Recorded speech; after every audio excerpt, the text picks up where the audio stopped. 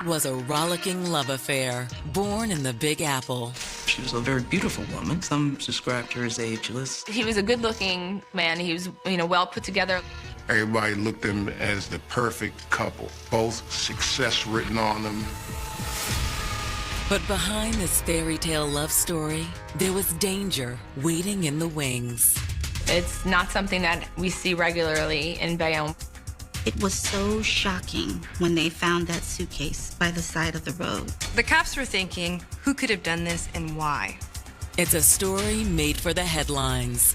One that'll leave a family screaming for justice and plunge detectives deep inside a labyrinth of violence, disguise, and deception.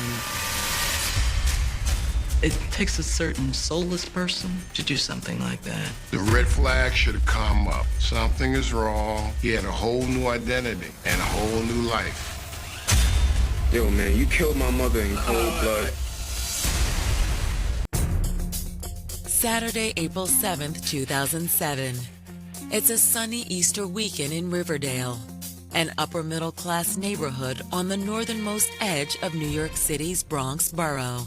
But while most residents are enjoying a quiet afternoon, along Fieldston Road, New York State Department of Transportation employee Tony Harris is making his daily rounds under the Hudson River Parkway. The Department of Transportation person was working, cleaning the area. He sees a suitcase or bag leaning up against the wall of the underpass. He attempted to pick it up, and the handle broke because it was too heavy. Hey, James.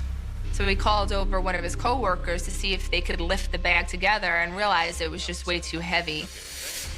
Ugh, good grief, what's in that thing?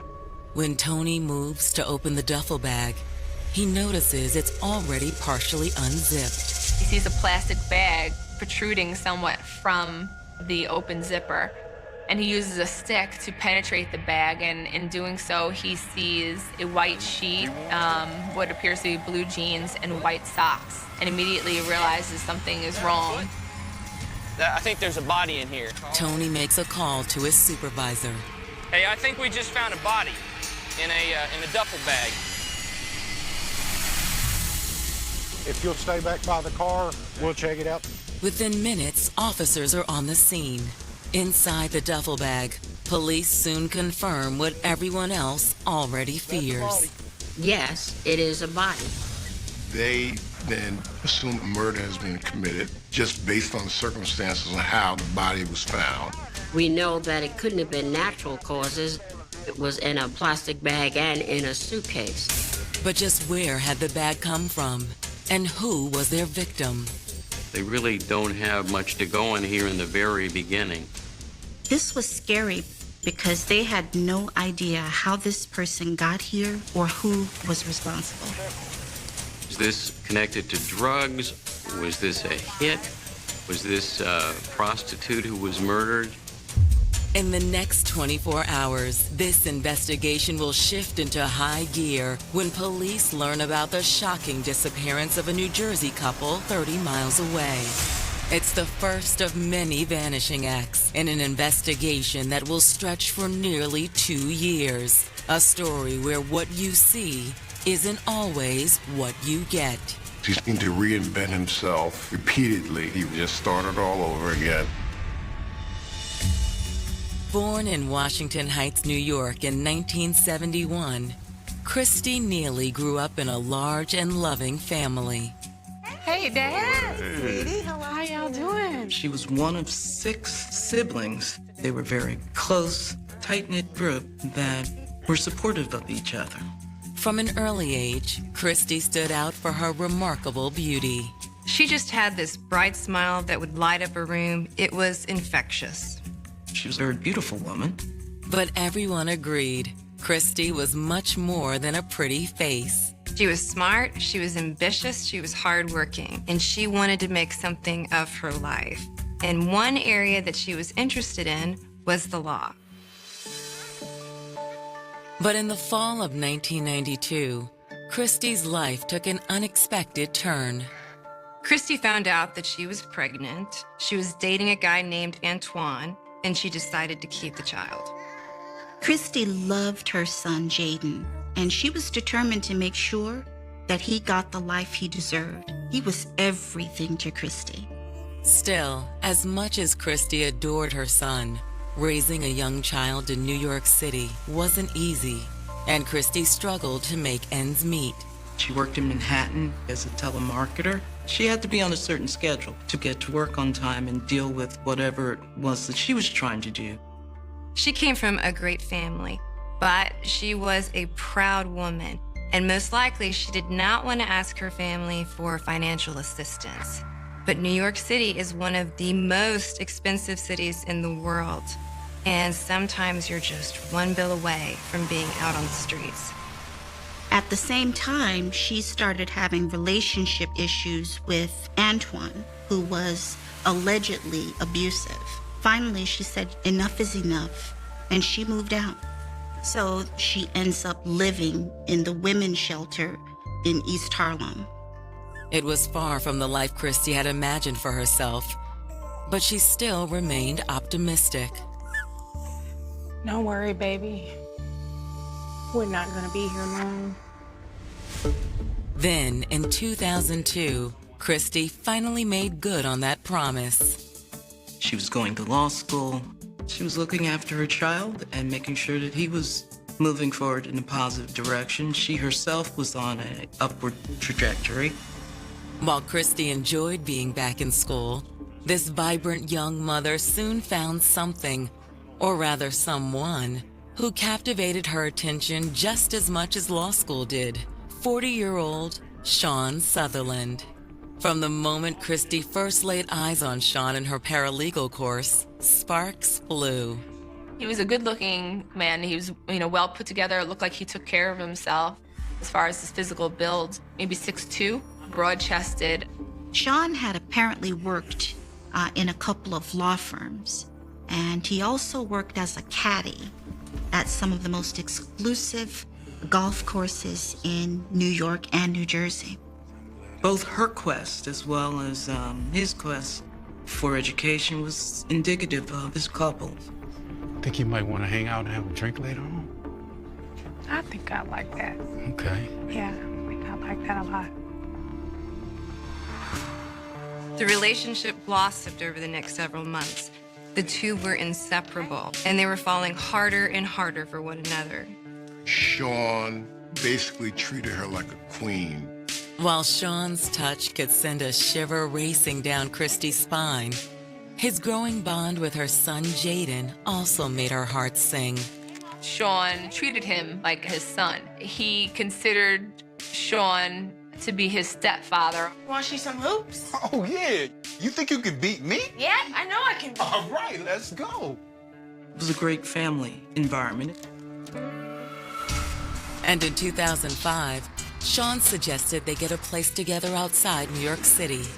I think Christy was a little hesitant to move out of the city and away from her family, but Sean convinced her that it was best for her and her son.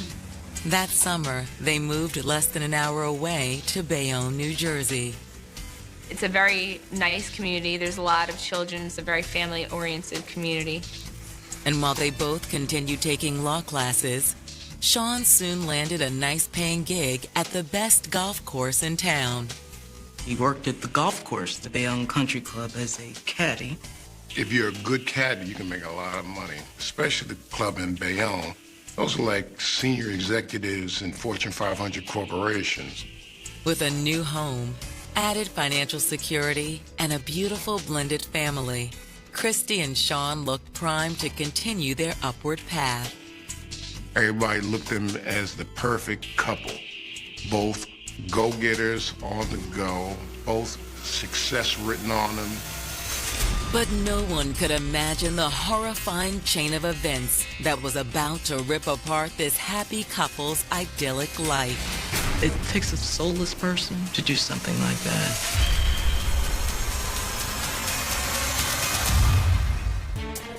In early 2007, nothing seemed impossible for Bayonne, New Jersey residents Christy Neely and her boyfriend, Sean Sutherland. In the eyes of the community, both Sean and Christy, quite a handsome couple. quite a great-looking family. They appeared to be what the American dream could be described as. They had been together for the last 5 years. Both were happily employed, and they were providing a home for Christie's son, Jaden, which he deserved. Life seemed good. While it seemed this upwardly mobile couple's fortunes were rising faster than the Manhattan skyline, a sickening discovery on April 7, 2007, underneath a Bronx overpass, sets in motion a chain of events that will cast a dark cloud over their lives. Is the area secure? Yes, ma'am. We secured the area. What do we got? Well, a Department of Transportation worker had gone under the underpass there along the Henry Hudson Parkway and discovered this luggage, tried to remove that piece of luggage. Judging by the odor, it had been there for a few days. The body had been twisted to fit inside of this suitcase. It was a really shocking find, even for seasoned detectives. The victim appears to be a female, but at this point, that's all detectives know. There was no identification on her. There was no purse. There was nothing to indicate who she was or where she came from.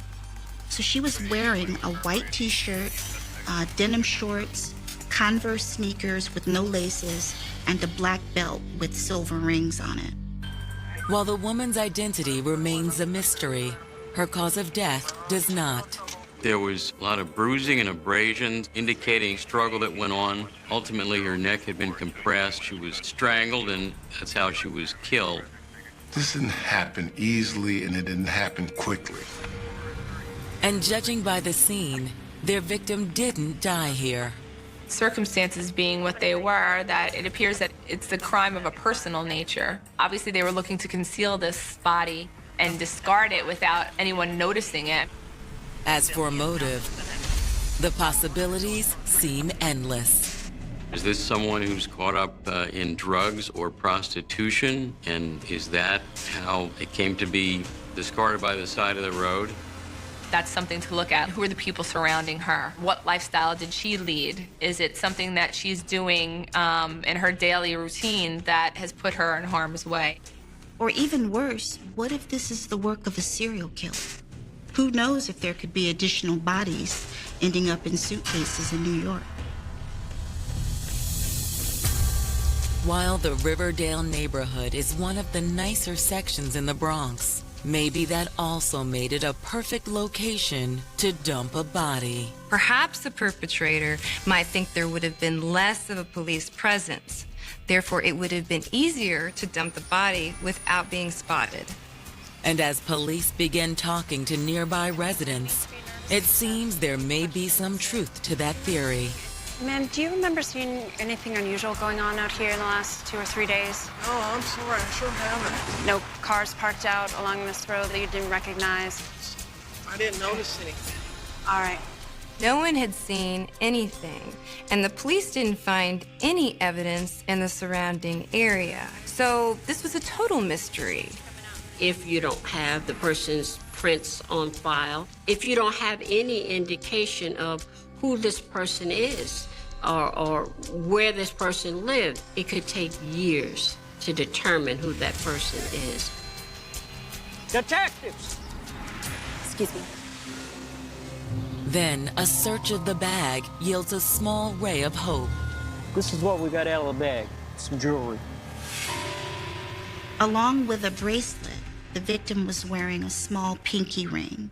It was a silver, two-stone turquoise ring. It's not much, but maybe it's the traction this investigation so desperately needs. Well, let's add that to the description and get it out to the media as soon as possible, all right? Yes, ma'am. Most people know what their friends or family may wear. If it's a ring or a bracelet or something, they had to get it out there. NYPD had to get it out to the public. And the public is really one of the best resources that we have in police work. On April 9th, authorities release a sketch of their victim to the media, along with a photograph of the jewelry. The press immediately picks up the case. and multiple media outlets run the story on their evening news program. As one might imagine, finding a body inside of a suitcase is not an everyday occurrence. That evening, a New Jersey woman named Carol Cassay is just settling into bed when she decides to turn on her television set. She was watching a clip about a woman's body that was discovered on the side of the Henry Hudson Parkway in the Bronx inside of a suitcase. It's at that moment the news program shows the victim's composite sketch and her jewelry. Oh my God. She recognizes some of the jewelry as being rings that she herself had purchased for her friend. No. As Carol reaches for her phone, nothing could prepare her for what she's about to hear. It was enough to break your heart, but the worst part about it was that there were 2 missing people. News report on April 9th, 2007, about an unidentified murder victim discovered underneath a Bronx freeway has jolted New Jersey resident Carol Cassay into panic mode.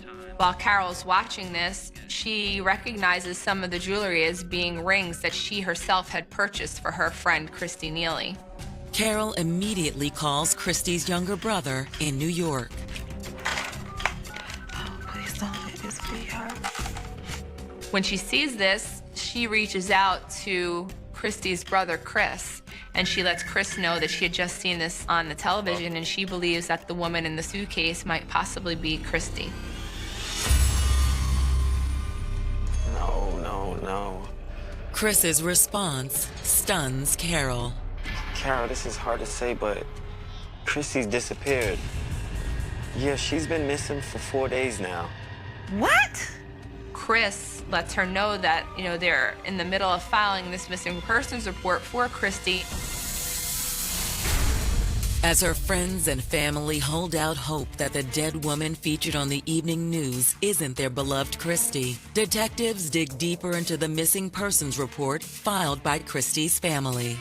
We didn't know which direction we were headed, whether we thought that she had left home due to an argument, or was there actually something more going on. One of the first people investigators want to talk to is the man who filed the missing persons report, Christy's brother, Chris Neely. Hi, Chris. Hey. I'm Detective Diaz, and we brought you in just to ask you a few questions, okay? Okay. Can you tell me when you found out that Christy was missing? According to Chris, everything he knows at this point comes from Christy's 14-year-old son, Jaden. That morning, Chris apparently had gotten a panicked call from his parents. They were worried about Jaden. Chris says he rushed to his sister's apartment, where he found his nephew frightened and alone. Jaden eventually tells Chris that it's been more than 4 days since he's seen either his mother or Sean. Why didn't you tell anyone your mom and Sean was missing so long? I just thought they were coming back. He always felt like she's going to come back, talking about his mother. And he thought Sean was going to come back too. But after a few days, Chris says his nephew finally realized something was terribly wrong. Jaden was out of food, he was alone, he was scared, and it was at that moment that he decided to call his grandparents. Chris says after Jaden's call, he and his family had spent the afternoon trying to reach Christy and her boyfriend, Sean. I called his cell phone and just kept going to voicemail. Finally, Chris says he had no choice but to call the police. A patrol officer was sent to the residence to initiate a missing persons report.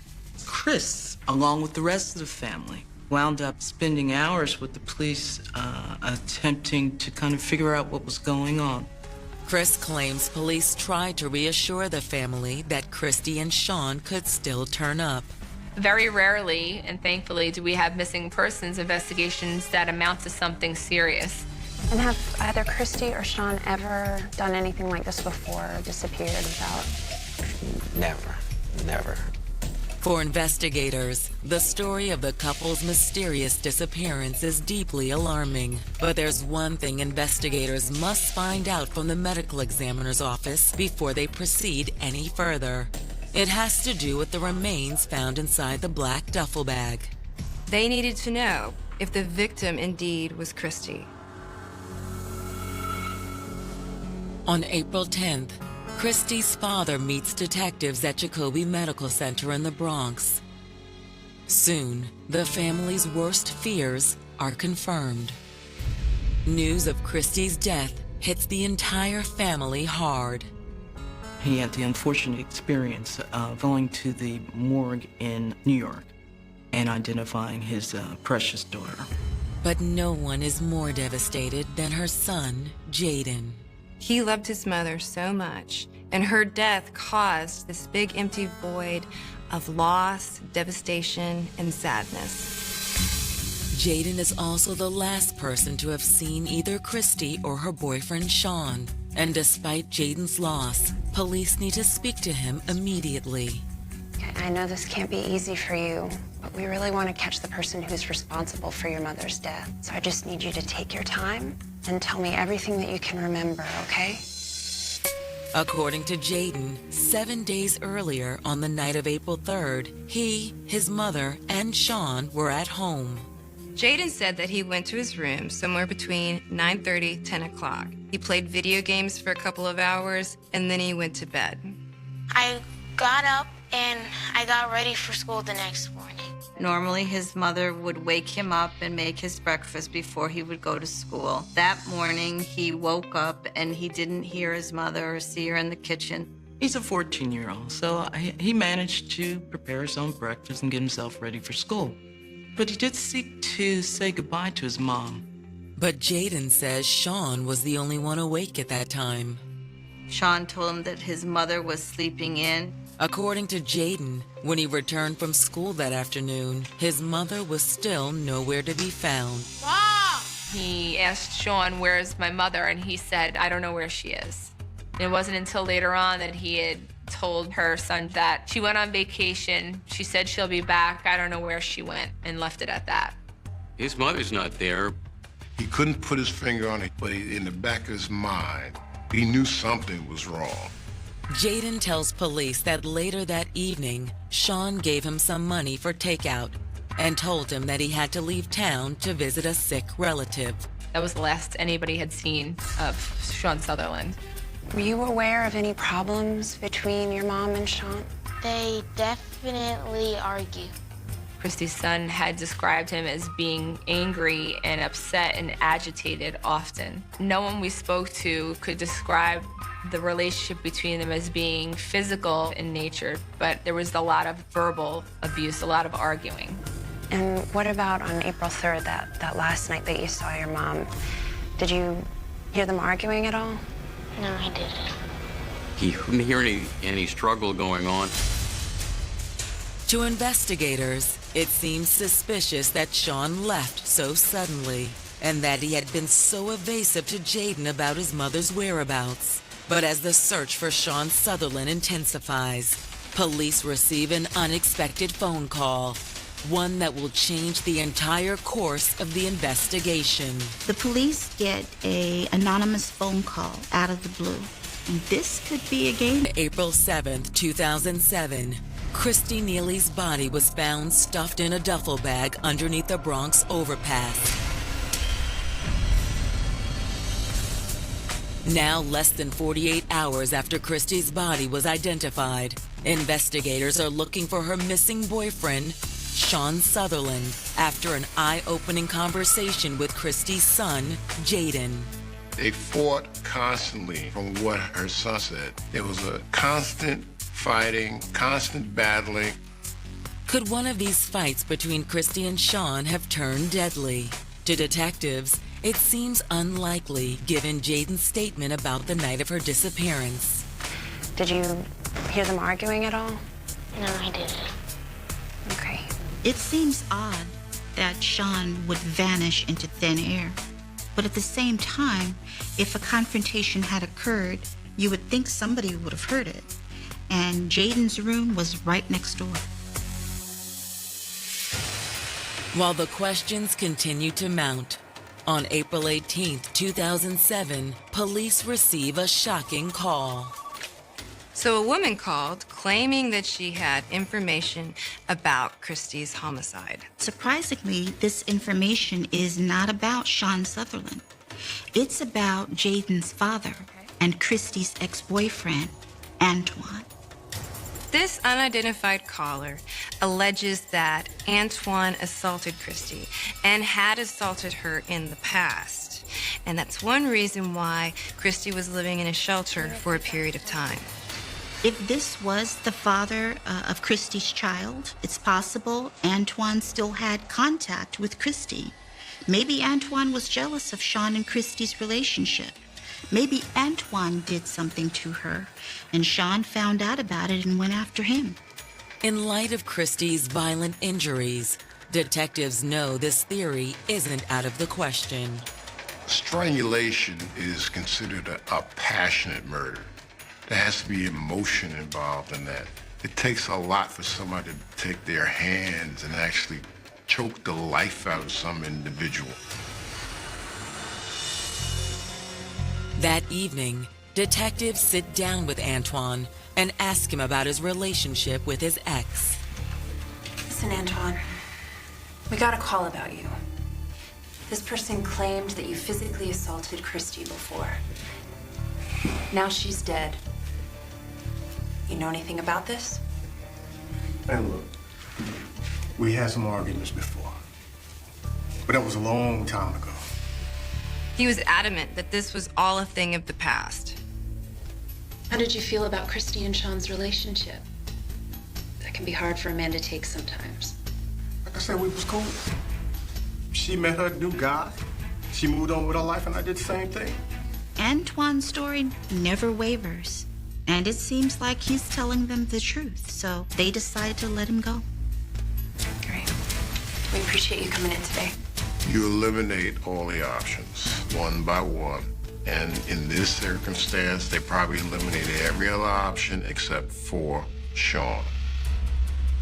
When police question Christy's friends and family, the picture that emerges is in stark contrast to the one she and Sean portrayed to the outside world. Christy's family members described him as having a dark side and being a jealous person. Talk to you later. Bye. Who's that on that phone? Just a girlfriend from work. It better not be no guy. He apparently was a very jealous man, very insecure man, and sought to keep a certain reign on Christy. And you were just so insecure. Insecure? Who you calling insecure? You. No one we spoke to could describe the relationship between them as being physical or abusive in nature. Within the state of New Jersey, domestic violence does not just mean physical contact. It can be emotional, it can be psychological. It starts to chip away at your self-esteem, and then you begin to think that it's your fault, and maybe you're doing something wrong. Family members say from the beginning, it seems Sean had completely sunk his hooks into Christy. Sean, in my opinion, wanted to be the king of his kingdom without, if you will, any interference from Christy's support system. Okay, just tone down before you wake my son. Tell me to tone down? This information definitely raises a red flag. And if the family members are to be believed, police could easily start to wonder if one man's quest for control could graduate to violence. What if Christy started to fight back a little? What if Sean felt like he wasn't in charge anymore? Obviously, there was some suspicion that Sean had something to do with this. But was Sean really capable of murdering the woman he loved? A 1 in a million discovery is about to answer that question and send police on a multi-state manhunt. He said he was just floored, like, oh my God, I know this is the guy. I just think the randomness of that all working together in one day is just very odd.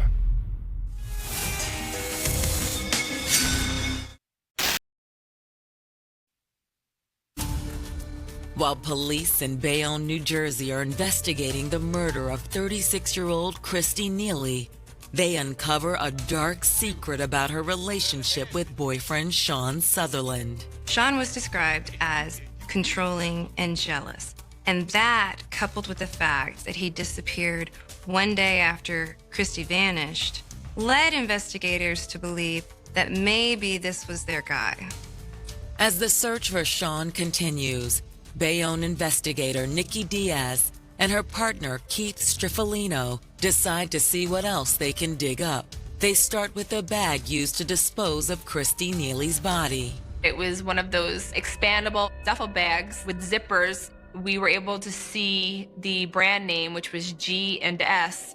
We decided to go check the local shopping district, which was not far from Christy's residence. It was a shot in the dark. We had checked 4 stores and came up with nothing.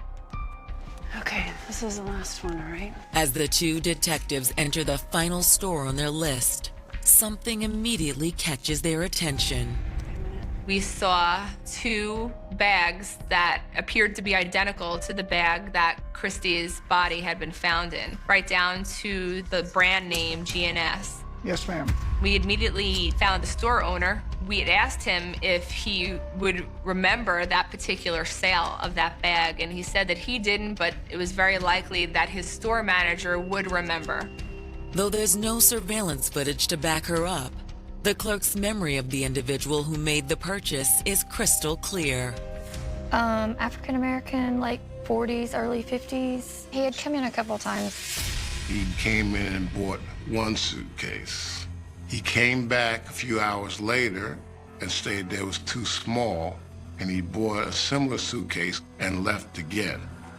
Do you still have that bag that he returned? Yes, ma'am, I do. It's in the back. But before taking the suitcase to the crime lab for testing, detectives present a photo array to the store manager. Do you recognize any of these? There's a photo lineup, and one of those photos was a photo of Sean Sutherland. Yes, ma'am. This is the gentleman here. You sure? Is this guy?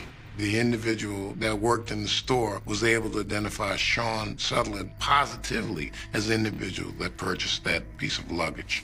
While it's a stunning turn for the investigation, the test results on Sean's returned luggage are even more mind-blowing. Christy's DNA was found inside that bag.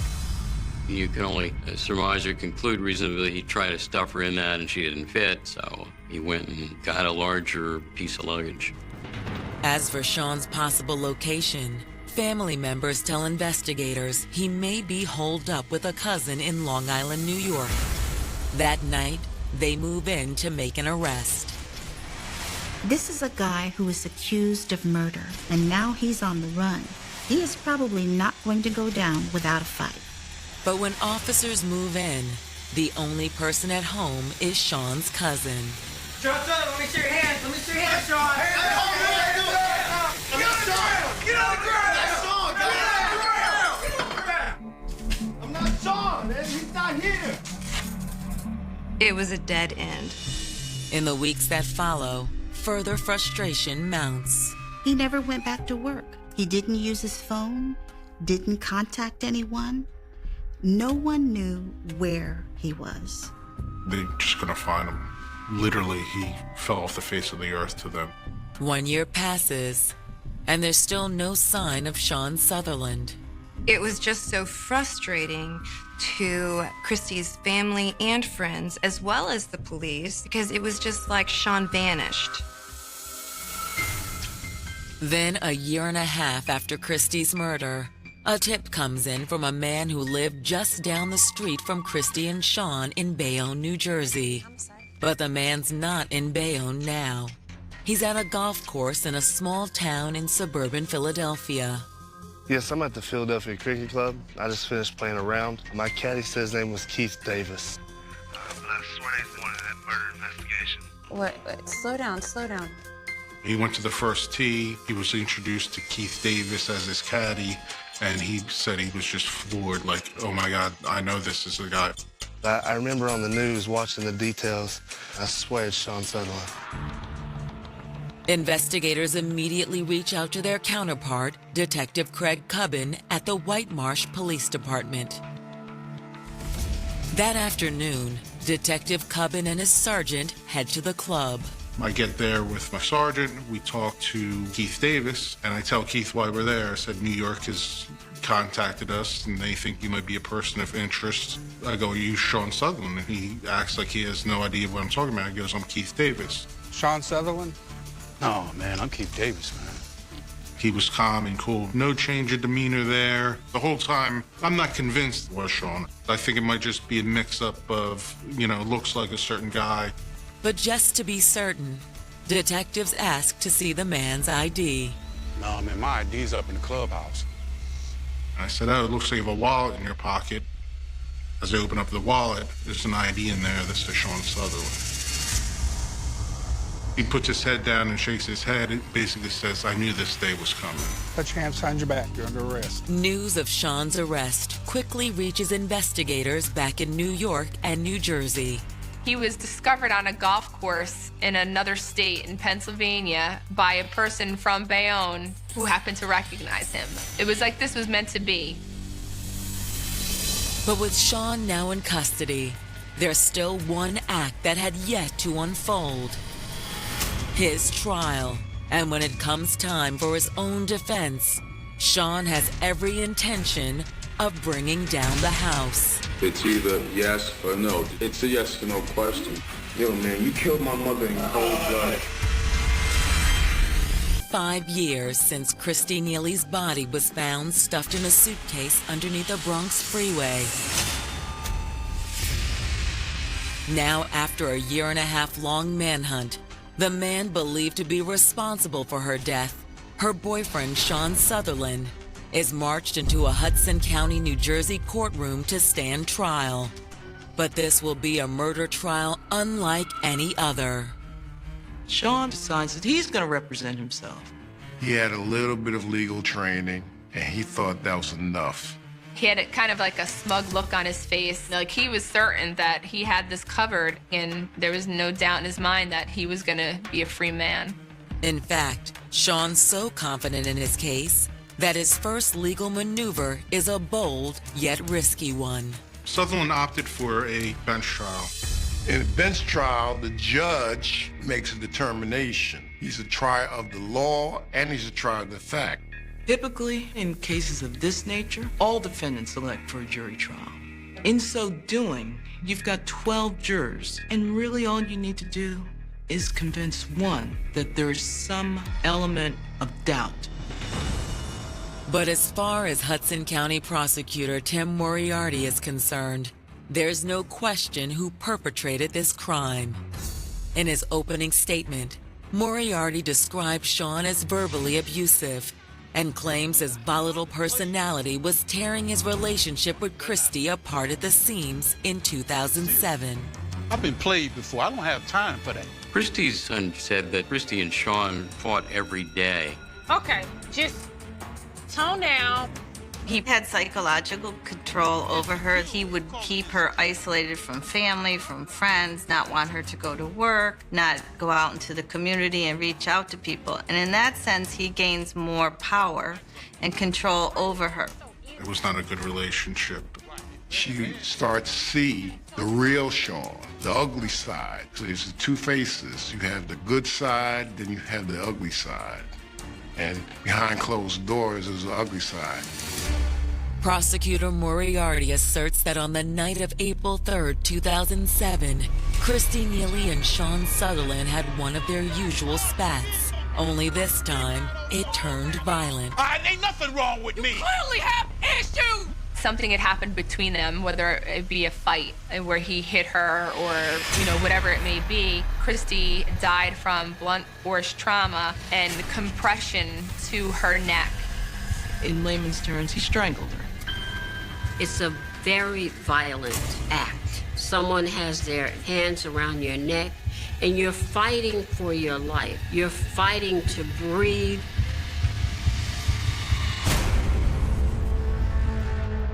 I think that the most disturbing part of what happened to Christy Neely is that her son was in a bedroom close to where she was actually strangled and murdered. And he was there in the house, and Sean had no regard for him, for his life, for his future, which is such a lack of empathy and cold-heartedness. Didn't hear any struggle going on in the apartment. He said he played video games and watched TV, but there was no sense that he heard the murder occur. Authorities believe that the next morning after Jaden went to school, that Sean went to a nearby store and purchased a suitcase with the express purpose of stuffing Christy's body in it, driving 36 miles in a borrowed car to dump her body. To support the state's case, Prosecutor Moriarty highlights the slew of circumstantial and physical evidence tying Sean to the crime. He disappeared. A lot of suspicious things that he told police and the family that just didn't make sense. They did a forensic analysis on the first suitcase he bought and found Christy's DNA on the outer part of the trim. The store clerk was shown a photo array of possible suspects, and Sean Sutherland was picked out of that photo lineup. It was a pretty overwhelming case. And the most powerful testimony comes from Christy's own son, Jaden. This is a young man who loved his mother. His testimony was both powerful and moving. He eloquently spoke to the tension that was present inside the home and how Sean prevented him from going into his mother's room the day that she disappeared. But in cross, Sean tries to tear down Jaden's testimony, as well as the reputation of his mother. When you first met Mr. Sutherland, you were not living in a family shelter. When we first met you, yeah, we was living in a shelter. Did you have any problems in school? Objection. For Jaden, having to be cross-examined by the very man he believes killed his mother is more than he can take. Yo, man, you killed my mother in cold blood. But Sean does much more than rile the state's witnesses. He attempts to point the finger at other potential suspects. Whoever it was called as a concerned citizen and gave a report that basically establishes that anybody could have committed this crime against Miss Neal. His entire defense was that the state's case was purely circumstantial and that they did not have enough evidence against him for the necessary burden of proof. Sean objected to everything he could, citing rules and statutes he really knew nothing about. It was all pretty ridiculous, but to the judge's credit, he was very patient. There's an old adage that says that an attorney that represents himself has a fool for a client. Finally, after 10 weeks of testimony, Judge Francis Schultz returns to his chambers to determine Sean's fate. On March 16, 2012, he returns with the verdict. He was found guilty of a murder, and he was sentenced to 30 years with no chance of parole. He thought that he was going to get away with this, and just knowing that he wasn't was, it was a lot of satisfaction. Christy's family and her son Jaden had been through so much for so long, so they were happy that they finally got justice in this case. Equally as important for the family is the fact that Sean Sutherland has finally been unmasked for the monster he is. Sean, one of those people that's, the life of the... The dust in West Texas does not settle. It hangs in the air like a heavy, golden shroud, coating the asphalt, the rusted oil derricks, and the memories of things the townsfolk would rather leave buried in the sun-baked earth. In October of 1988, that dust choked the small, deeply religious community of Oak Haven, a town where the church spires rose higher than any building and where faith was supposed to be a shield against the darkness of the outside world. But a shield is useless when the blade is already pressed against your throat from within. It began on a Sunday morning that felt indistinguishable from 100 others before it.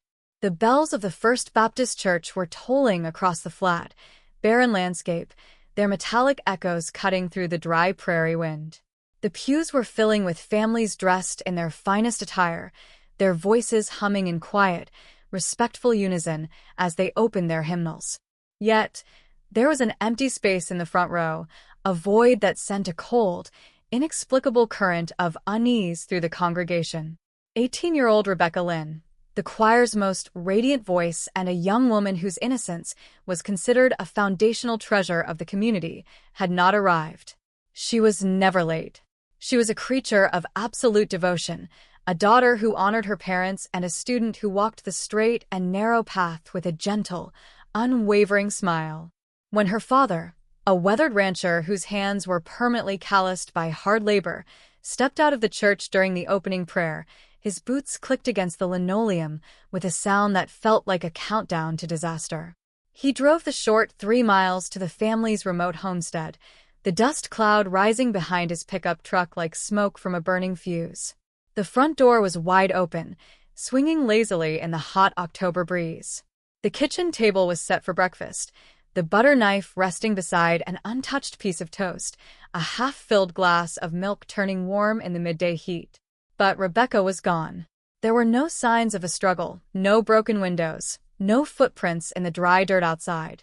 It was as if she had simply dissolved into the Texas heat, leaving behind a community that would spend the next 38 years looking over its shoulder, watching the people they trusted most with a growing, corrosive suspicion.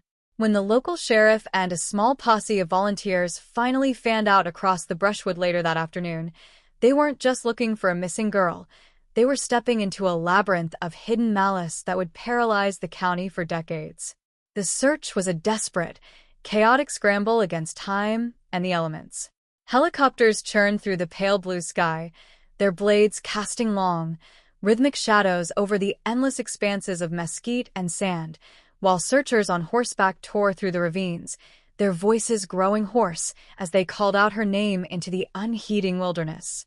Days bled into weeks, and the initial frantic energy of the town began to curdle into a suffocating, collective paranoia. The headlines slammed onto the front pages of local newspapers across the Lone Star State with a violence that matched the landscape.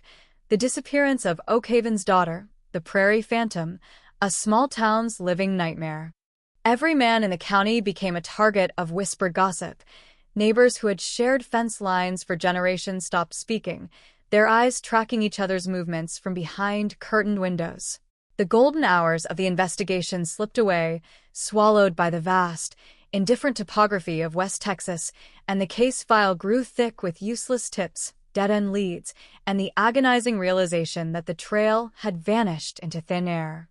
The cardboard boxes containing Rebecca's personal effects, her diary, and the sparse physical evidence gathered from her home were eventually stamped with the definitive, tragic ink of a cold case, placed on a high metal shelf in the county archives, and left to collect the fine, invasive dust of the desert. 38 years of absolute silence. 38 years of a father's silent madness, of a mother dying with her daughter's name on her lips, of young deputies growing old and retiring with the heavy, burning sting of an unpunished evil weighing down their souls. The world moved on, transformed by asphalt, technology, and the fast-paced rush of the 21st century. The oil wells dried up and were abandoned, the old buildings crumbled, and a new generation grew up knowing Rebecca Lynn only as a ghost story told around campfires to keep children from wandering into the brush after dark. But justice in the state of Texas is like a subterranean river. It moves slowly, hidden from the light, cutting through the hardest rock until it finally bursts through the surface with a devastating, redemptive force. The breakthrough did not come from a deathbed confession or a sudden, dramatic discovery in the desert. It came from a microscopic piece of biological history that had been preserved in a sterile glass tube since 1988, waiting for the world to catch up with its secrets. In the spring of 2026, a newly formed genetic genealogy unit in Austin pulled the ancient profile from the state database, applying advanced DNA sequencing techniques that allowed them to map out an entire family tree from a single, degraded cellular fragment left on a window frame at the Lynn homestead. The digital branches stretched out across counties and decades, narrowing down with an algorithmic ruthlessness until they focused entirely on a single individual. The arrest did not just shock Oak Haven. It tore its moral fabric to pieces, revealing that the monster had never fled into the night, had never been a drifting stranger, but had spent the last 38 years standing at the very altar where Rebecca had sung, living a life of pristine prestige as a deeply respected deacon of the church, his hands covered in the blood of innocents while he offered prayers for the salvation of the town. The silence that settled over Oakhaven in the days following Rebecca Lynn's disappearance was not the peaceful quiet of a rural sanctuary. It was a heavy, unnatural stillness that seemed to warp the very air. To fully grasp the magnitude of the tremor that shook this community in 2026, one must step out of the present and plunge into the exact cultural climate of late October 1988. This was a pocket of the American Sunbelt where the local church was not merely a place of worship on Sunday mornings. It was the social, moral, and economic anchor of existence. If you did not belong to the congregation, you were an outsider, viewed with a polite but distant skepticism. Rebecca Lynn's family occupied a space of profound respect within this ecosystem. Her father, Thomas Lynn, was a man of few words, built from iron and leather, who worked his cattle ranch with a devotion that mirrored his faith.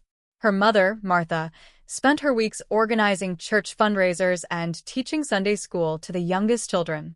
Rebecca was their only child, a miracle birth after years of unanswered prayers, and she was protected like the rarest jewel in the desert. When the sun climbed over the horizon on Monday, October 24, 1988, the day after the truck was found idling and the house left open, the scale of the disaster became fully apparent to Sheriff Jim Vance. Vance was a lawman of the old school, a man who relied on gut instinct, local informants, and intimate knowledge of every family in his jurisdiction. He stood in the kitchen of the Lynn homestead, his boots tracking dust onto the linoleum, staring at the untouched breakfast. The scene was deeply unnerving because of its absolute normalcy. There were no signs of a struggle. A delicate glass vase filled with dried wildflowers sat undisturbed on the windowsill. The screen door showed no signs of being pried open with a crowbar or forced by a heavy shoulder.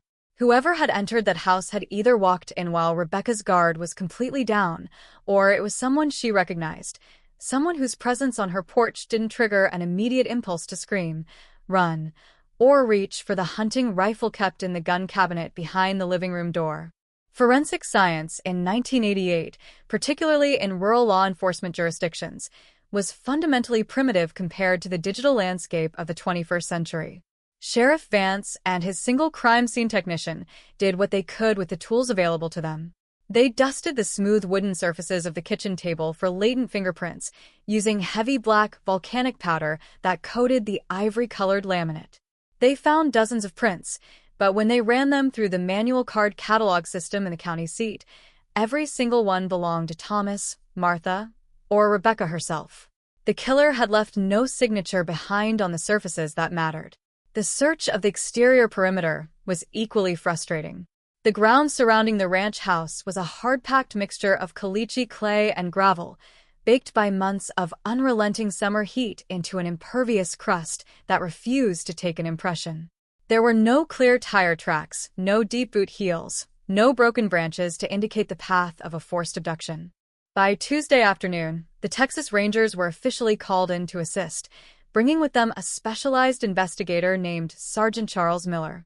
Miller was a modern investigator for his time, a man who looked at a crime scene not just for physical clues, but for behavioral anomalies.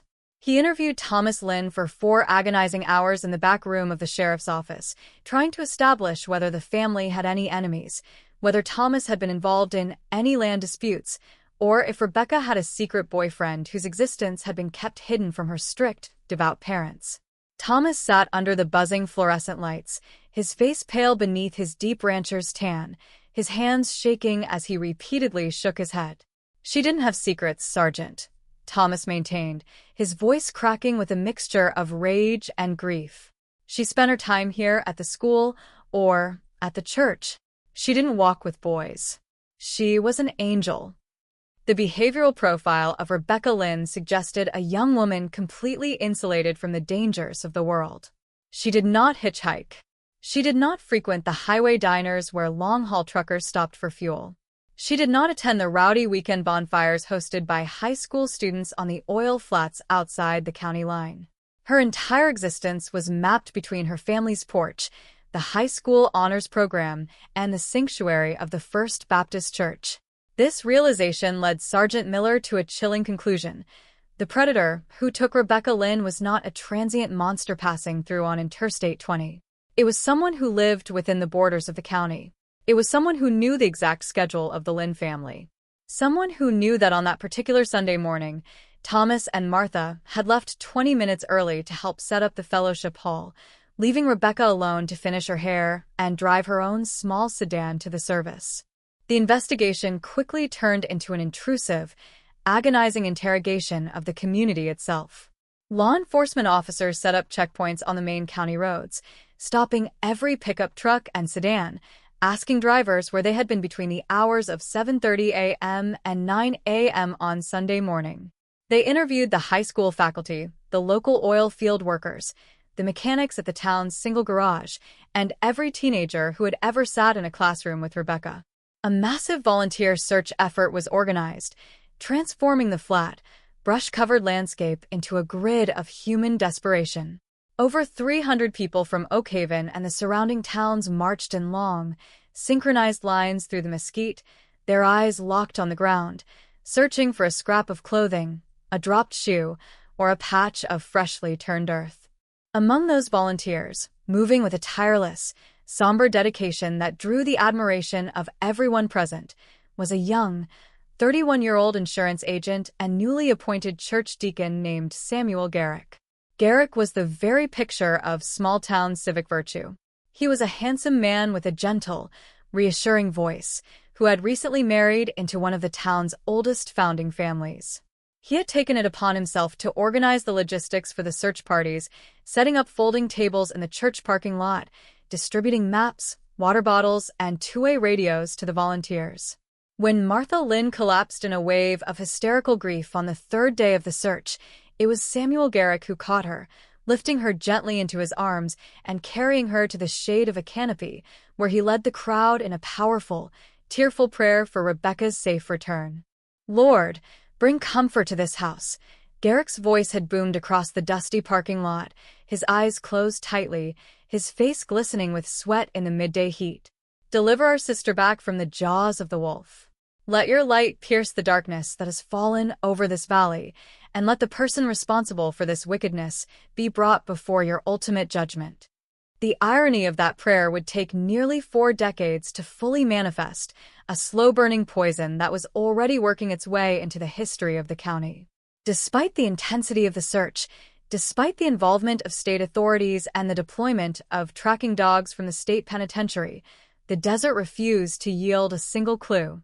The dogs caught Rebecca's scent at the edge of her driveway, but it terminated abruptly at the asphalt road, suggesting she had been placed directly into a vehicle at that point. The search went on for 3 weeks until the physical exhaustion of the volunteers and the turning of the weather forced a halt.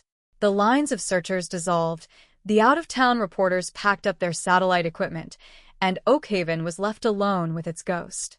The psychological impact on the town was transformative and corrosive. The open, trusting nature of West Texas life vanished overnight. People who had left their front doors unlocked for 30 years began installing heavy brass slide bolts and padlocks on their storage sheds. Parents refused to let their children walk to the local grocery store alone. School buses were met at every stop by rows of anxious fathers standing beside their idling trucks, their hands resting near the gun racks in their rear windows. The collective psyche of Oak Haven was poisoned by the realization that the killer was likely still walking among them, sitting next to them at the local diner, ordering hardware at the co-op, or singing hymns in the very next pew. Every smile became suspect. Every offer of assistance became an object of quiet, terrifying scrutiny. Months stretched into years, and the active investigative team shrank from a dozen dedicated state investigators down to a single county detective who checked the file once a month between routine cases of livestock theft and commercial burglaries. The physical evidence, the fingerprint cards, the photographs of the open door, the untouched glass of milk from the kitchen counter, and a single, tiny biological stain discovered weeks later on a piece of discarded burlap found near the county line, was placed into a standard cardboard archive box. The box was taped shut, marked with a case number 88-0412, and carried down to the basement of the Winkler County Courthouse, where it was tucked into a dark corner alongside decades of forgotten tax assessments and old land deeds. Thomas Lynn never recovered from the loss. He stopped working his cattle, letting his pastures overgrow with weeds and mesquite, spending his days sitting on the front porch with a loaded shotgun across his lap, his eyes fixed on the empty highway as if he expected his daughter's car to pull into the driveway at any moment. He became a shadow of a man, his mind unspooling in the heat, until he was found dead on that same porch 4 years later, his heart simply giving out from the sheer weight of an unresolved, eternal agony. Martha lived on for another decade, her mind slipping into a deep, merciful dementia that eventually erased the memory of that terrible Sunday morning altogether, allowing her to die in a nursing home believing that Rebecca was still a little girl playing in the backyard. As the old generation passed away, the story of Rebecca Lynn underwent a subtle metamorphosis. It transformed from a living tragedy into a historical myth, a cautionary tale woven into the fabric of Oak Haven's identity. New residents moved to the area, drawn by new oil discoveries in the late 90s, and the name Rebecca Lynn became an abstract symbol of an era when innocence was lost. But the file in the basement remained, a silent indictment of human failure, holding on to a truth that the technology of 1988 was entirely blind to. What the killer could never have anticipated was that human progress was preparing a trap that no amount of time could dismantle. In 1988, the structure of deoxyribonucleic acid, DNA, was known to scientists, but its application in criminal investigations was limited to large, pristine stains of fresh blood or biological fluid. The concept that an individual could leave behind an invisible, permanent signature through a mere touch, through the microscopic transfer of skin cells containing their complete genetic blueprint, belonged to the realm of science fiction. The biological stain found on that piece of discarded burlap near the county line had been catalogued as inconclusive in 1988 because the blood typing methods of the era could only narrow the source down to 30% of the male population. It was an evidentiary dead end.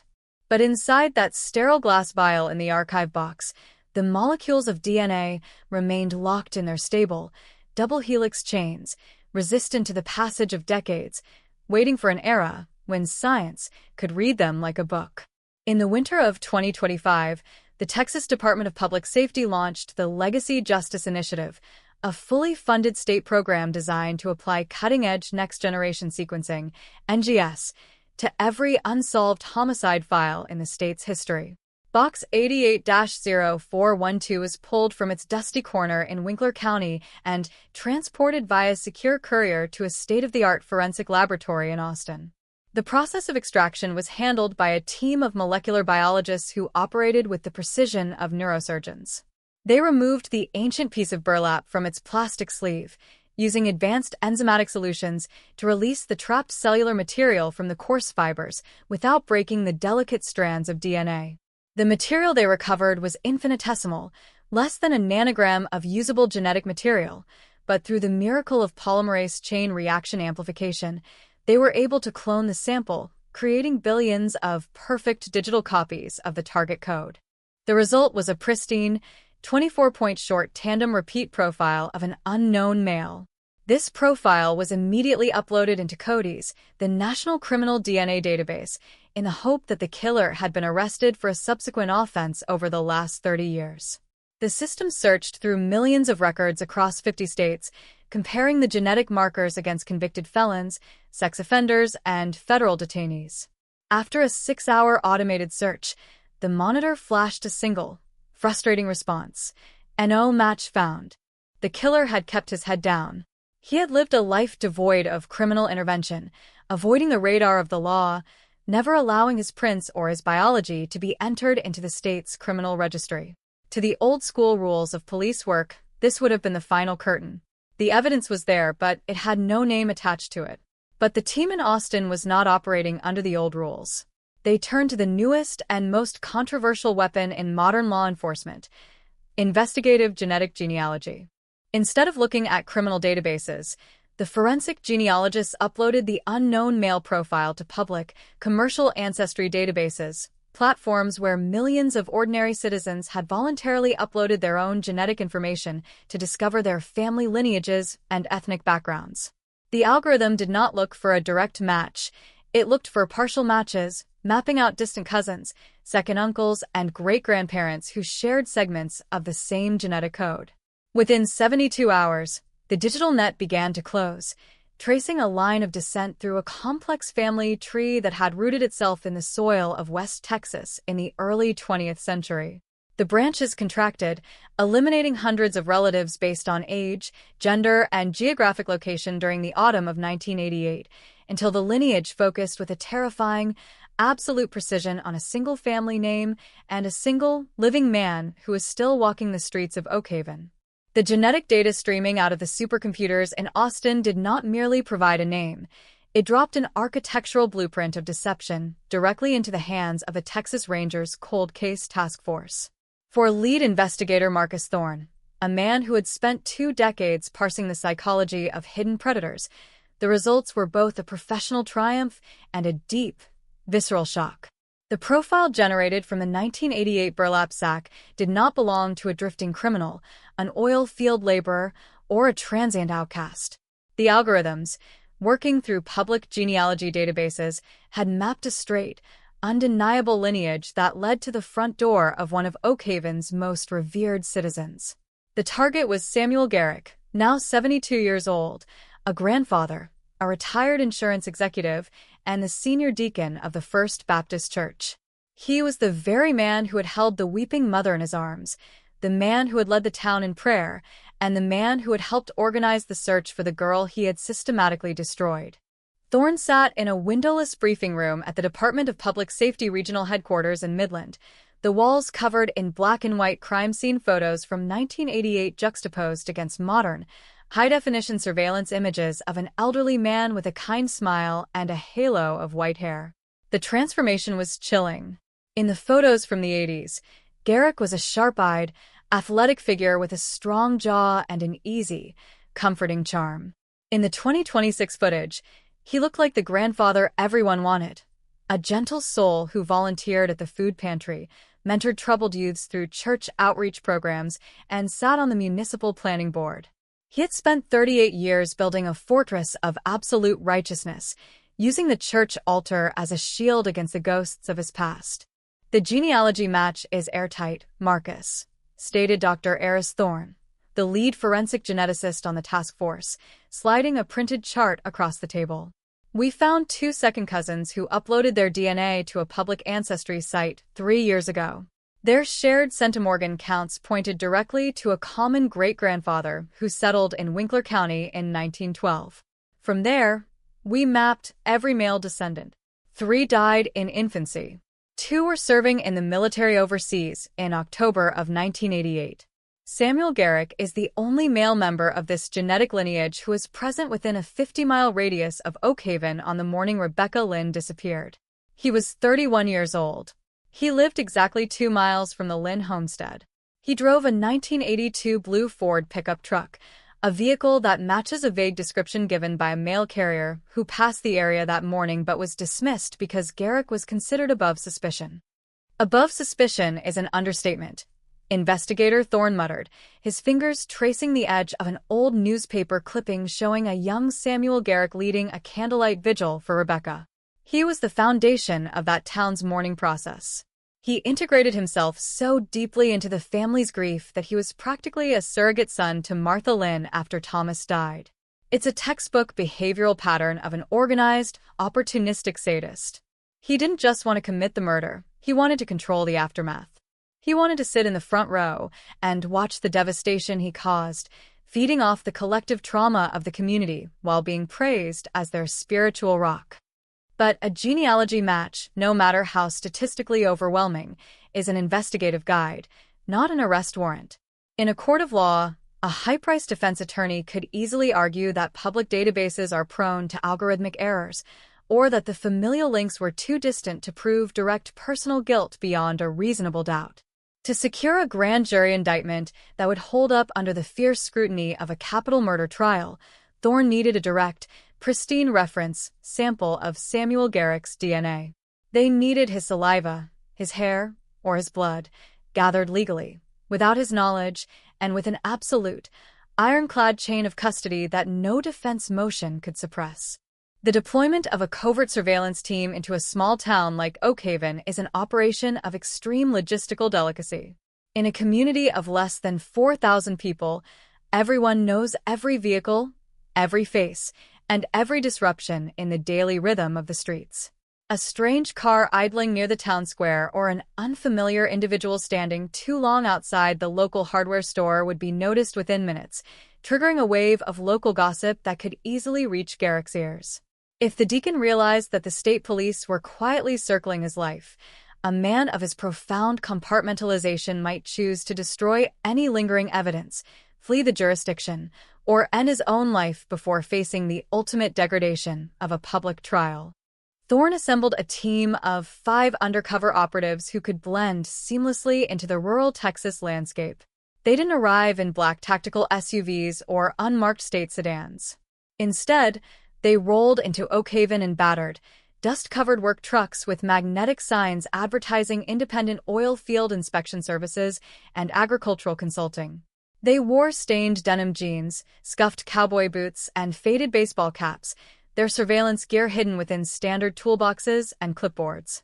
They established a command post inside a converted mobile trailer parked at an abandoned drilling site 3 miles outside the town limits, out of sight of the local police department, which Thorne chose to keep completely in the dark to prevent any accidental leaks.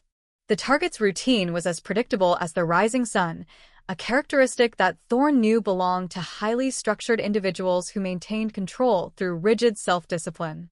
Every Tuesday and Thursday morning at precisely 6:30 a.m., Samuel Garrick walked out of his brick ranch house on Pecan Street, climbed into his immaculate, late-model silver pickup truck, and drove to the Oakhaven Diner on Main Street. There, he sat at the same corner booth near the window, ordering a black coffee and 2 eggs over easy while reading the local weekly newspaper and exchanging pleasantries with the county commissioners, the retired farmers, and the local mechanics who formed the town's morning social circle. He was a man surrounded by a wall of community protection. On a crisp, dry Tuesday morning in May 2026, the trap was quietly set. Investigator Thorne stood across the street from the diner, holding a clipboard and pretending to inspect a utility pole, while undercover detective Elena Vance entered the establishment dressed in the uniform of a regional agricultural surveyor. The diner was thick with the smell of sizzling bacon, burnt coffee, and the loud, overlapping chatter of local politics. Garrick was already in his booth, his white hair neatly combed, his reading glasses resting on the bridge of his nose as he smiled warmly at the waitress, who refilled his mug. He looked entirely at peace with the world, a man who had successfully outrun his demons for nearly 40 years and believed he was completely untouchable. Vance took a seat at the counter, just 10 feet away from Garrick's booth, her eyes tracking his movements through the reflection of a polished stainless steel pie display. The objective was to secure the coffee mug he was using the moment he left the establishment, before the waitstaff could clear the table and throw the porcelain into a commercial dishwasher, which would instantly destroy the delicate epithelial cells left behind by his lips. The chain of custody had to be absolute. An officer had to physically observe the target touch the item, watch him leave it behind, and secure it without letting any other human hand contaminate the surface. At 7:14 a.m., Garrick finished his breakfast. He placed a $5 bill on the table, folded his newspaper neatly, and stood up. He paused to shake hands with an elderly gentleman at the register, offering a soft word of encouragement about the man's ailing wife, before stepping out into the bright Texas sunlight. The moment the diner's glass door clicked shut behind him, Vance moved. She stood up from the counter, walked toward the vacant booth with a practiced, natural stride, holding an empty evidence bag concealed inside her leather portfolio.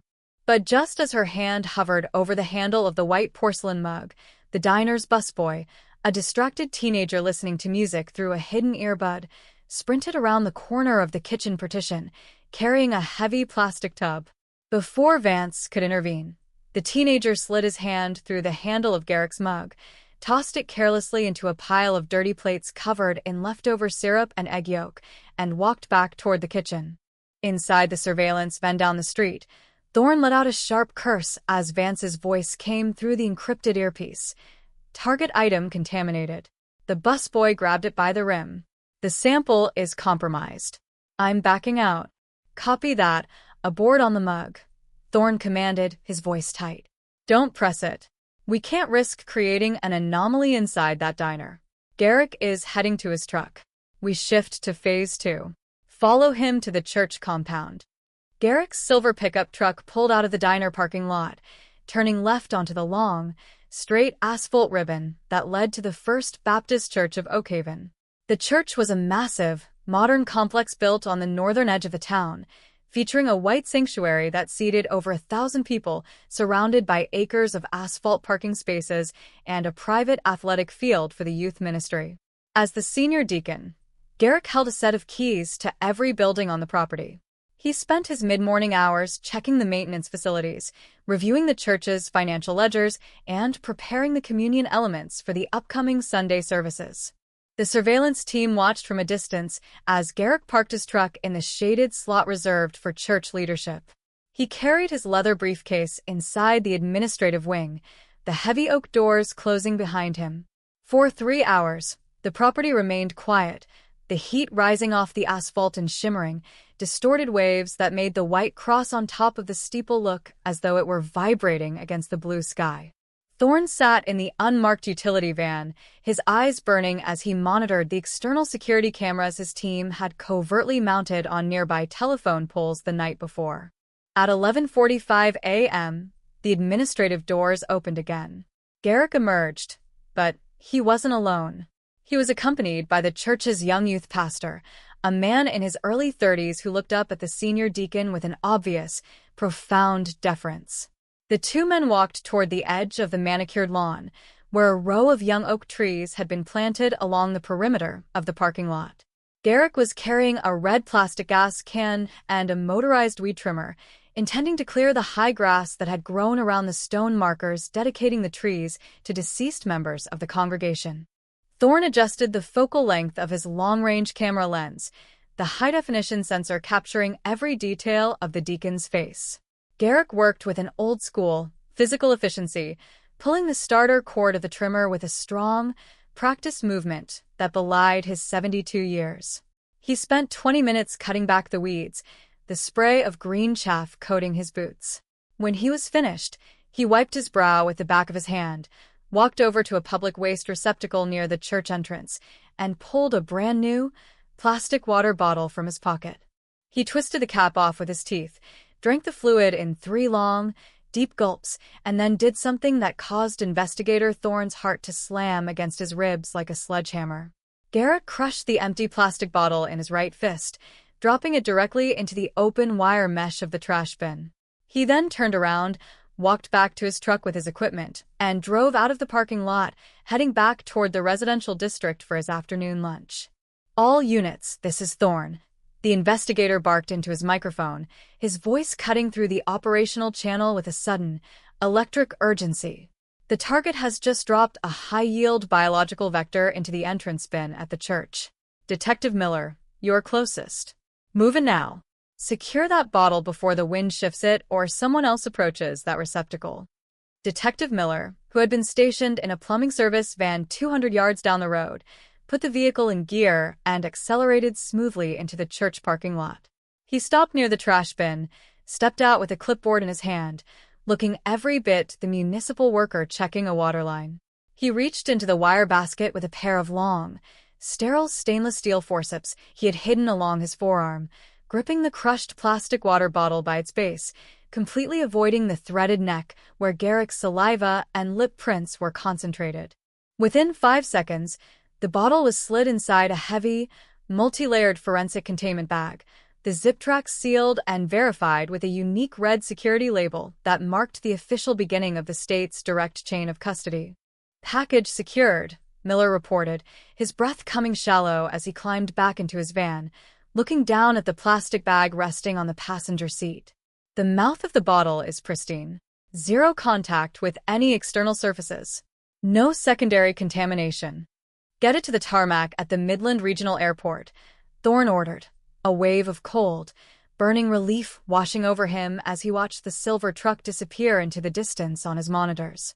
We have a state DPS aircraft waiting with its engines running.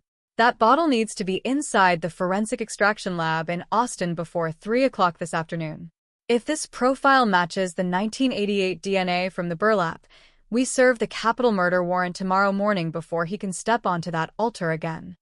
As the plumbing van pulled out of the parking lot, heading toward the highway at high speed, Samuel Garrick was sitting at his dining table 2 miles away, bowing his head to say grace over a plate of sandwiches his wife had prepared.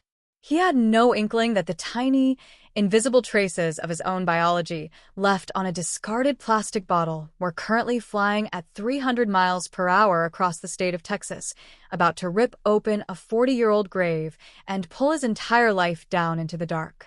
The countdown had officially reached its final 24 hours, and the illusion of his absolute safety was about to shatter into a million jagged pieces. The high-security wing of the Texas Department of Public Safety Crime Laboratory in Austin operates under a strict protocol of silent urgency. There are no decorative touches, no temporal markers, and no allowances for human error. The air is filtered, climate-controlled, and pressurized to prevent a single particle of dust from drifting across the boundaries of the sterile clean rooms. At 3:15 p.m. on Wednesday, May 20th, 2026, the sealed plastic containment bag containing Samuel Garrick's discarded water bottle was passed through a secure airlock chamber directly into the hands of senior forensic serologist Dr. Karen Vance. Through the thick, double-paned observation glass, investigator Marcus Thorne watched the meticulous choreography of modern molecular extraction unfold, his hands shoved deep into his pockets, his jaw set into a rigid, unyielding line. The process of harvesting an untainted genetic profile from a touch-based plastic surface requires a flawless execution of microchemistry. Dr. Vance, clad in a full-body protective Tyvek suit, positive pressure hood, and double-layered nitrile gloves, placed the crushed water bottle onto a sterile stainless steel workstation. Using a specialized, DNA-free micro-swab saturated with a proprietary collection solution, she gently but thoroughly rolled the cotton tip across the threaded neck and the interior rim of the plastic bottle, capturing the microscopic deposits of dried saliva and epithelial cells left behind when the suspect drank from it at the church compound. The cotton tip was then clipped directly into a sterile microcentrifuge tube filled with a lysis buffer solution, a chemical cocktail designed to rupture cellular membranes, dissolve proteins, and release the tightly wound strands of nuclear DNA into the liquid suspension. The tube was placed inside a high-speed centrifuge that spun at 12,000 revolutions per minute, separating the pure genetic material from the residual cellular debris. The resulting supernatant fluid, clear as mountain water but carrying an unalterable biological signature, was then introduced to a genetic amplification unit, a thermocycler that would spend the next several hours running a polymerase chain reaction sequence, duplicating the target short tandem repeat loci millions of times until the sample was large enough to be read by an automated capillary sequencer. The sample purity is excellent, Marcus. Dr. Vance's voice crackled through the wall-mounted intercom, sounding flat, mechanical, and entirely scientific. She checked the real-time quantification values displaying on a high-definition monitor. Unlike the 1988 burlap sample, which suffered from decades of environmental exposure and matrix interference from the coarse fibers, this water bottle profile is pristine. We're getting massive signal peaks across all 24 core Cody's loci. The system is compiling the comparative matrix now. It's checking the alleles from this bottle against the genetic code we pulled from the Winkler County evidence box last week. Give me the definitive number, Karen, Thorne said, leaning his forehead against the cool glass of the observation window, his eyes reflecting the blue glow of the laboratory monitors. I have a tactical team idling in the desert outside Oakhaven right now. I need a statistical certainty that will stand up to a capital defense before I authorize those trucks to breach his property. Dr. Vance turned back to her terminal, her fingers flying across a mechanical keyboard as the automated sequencing software completed its final mathematical alignment.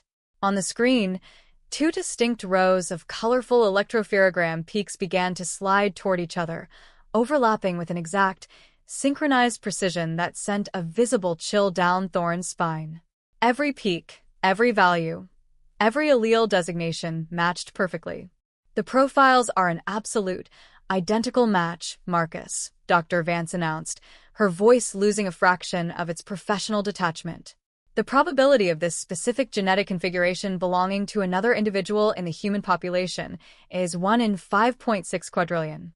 The man who drank from that water bottle yesterday morning at the church is the exact same man who left his biological signature on the burlap sack used to transport Rebecca Lynn's body in October of 1988.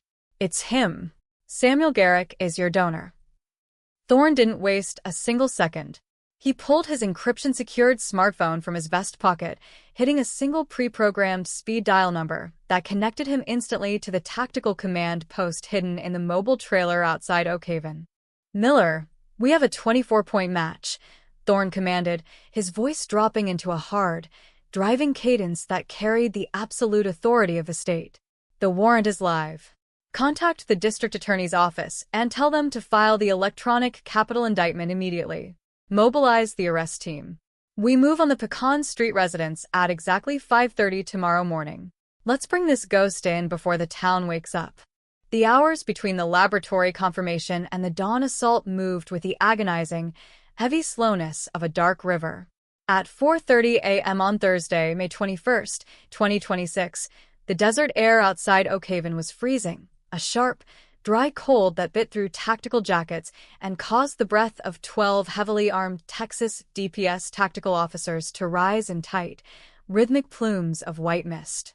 They stood in a circle behind a pair of black, unmarked armored transport vehicles parked in a secluded caliche pit less than half a mile from Samuel Garrick's house. There were no flashing lights, no sirens, and no radio chatter.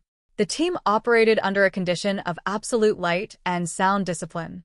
Investigator Thorne stood beside Detective Miller, reviewing the final tactical entry choreography on a digital tablet. Garrick's brick ranch house sat on a large corner lot lined with mature pecan trees and a manicured St. Augustine lawn. It was an environment designed to project peace, security, and rural prosperity. The tactical intelligence indicators suggested that the suspect slept in the master bedroom at the rear of the house, away from the street.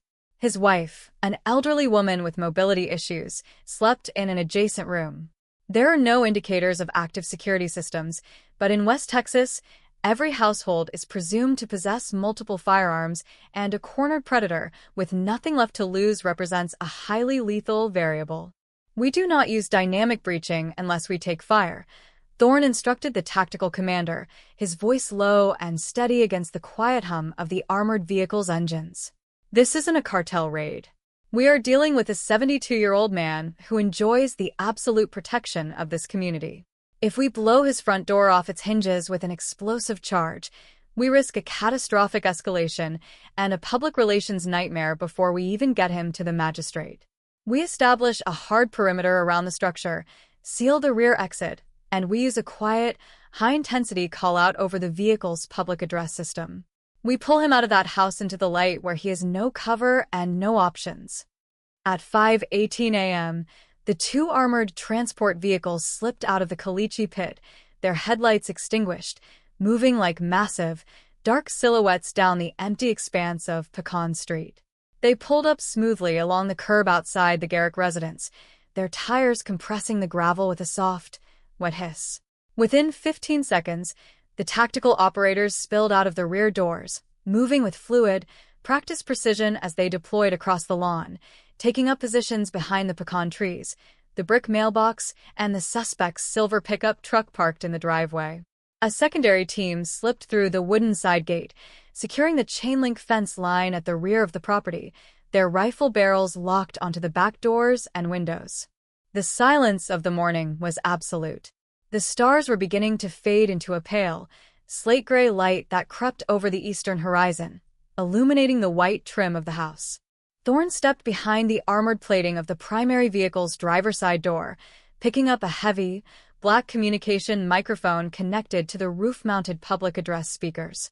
He took a deep, steadying breath, his eyes fixed on the dark windows of the master bedroom. "Samuel Garrick," Thorne's voice boomed across the neighborhood, the amplified sound striking the brick walls of the house with a physical resonance that caused a flock of nearby birds to erupt from the trees in a frantic wave of wings. This is the Texas Department of Public Safety.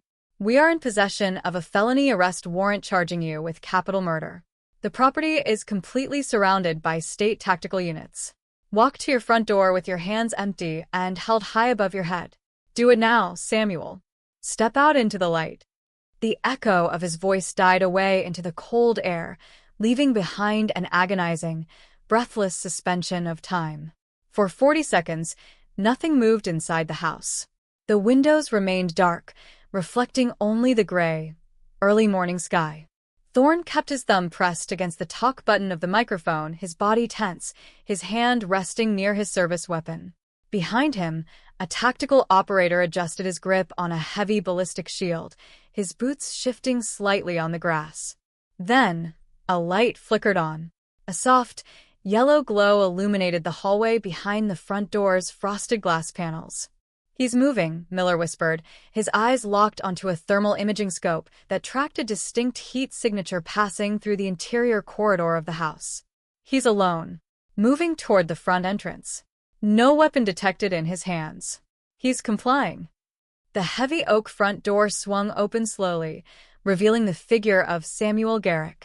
He wasn't wearing his standard church attire or his clean insurance suits. He stood in a pair of faded flannel pajamas and white leather slippers, his thin white hair uncombed and standing out wildly around his head in the early light. He looked fragile, old, and profoundly diminished, a grandfather pulled brutally out of his sleep by the authority of the state. He stepped out onto the concrete porch, blinking against the dawn light, his hands raised, palms forward at shoulder height. But as Thorne stepped out from behind the armored vehicle, his badge displayed prominently over his vest, he looked closely at the suspect's face and realized that the illusion of fragility was completely skin-deep. Samuel Garrick's eyes were not wide with the confusion or terror of an innocent man experiencing a catastrophic mistake. His gaze was cold, sharp, and intensely focused, his pupils tracking the positions of the tactical operators hidden behind the trees with an analytical precision that belonged to an experienced strategist. "Samuel Garrick," Thorne called out, stepping onto the grass of the front lawn, flanked by two tactical operators who held their rifles low but ready. "Walk down the steps slowly. Keep your hands where I can see them." Garrick complied without a word, his slippers sliding softly over the concrete steps until he reached the edge of the manicured lawn. He stopped, looking down at Thorne with a calm, disturbing serenity that felt entirely unearned given the weight of the charges against him. "Is this truly necessary, officer?" Garrick asked, his voice a smooth, gentle tenor that had comforted hundreds of grieving parishioners over the last 38 years. It was completely steady, devoid of any physical tremor or emotional panic. "You have brought a small army to my home before the sun is even up. My wife is inside, her health is fragile, and you are terrifying her. If there is some misunderstanding regarding my personal or business affairs, I would have gladly walked down to the county seat to discuss it with you during regular business hours." "There is no misunderstanding, Samuel," Thorne said, pulling a set of heavy stainless steel handcuffs from his belt as he closed the distance between them. "We aren't here for your business affairs. We are here for Rebecca Lynn. We have the DNA from the burlap sack, Samuel. It matches your profile perfectly. The science caught up with you." The name hit the elderly man with the force of an electric shock, but his physical reaction was terrifyingly subtle. The gentle, pastoral mask he had worn for 38 years didn't slip. It simply hardened into a cold, stone-like rigidity. His eyes narrowed, the warmth vanishing from his expression, replaced by an ancient, empty sociopathy that sent a primal wave of unease through the operators surrounding him. He didn't deny the accusation. He didn't demand to see the warrant.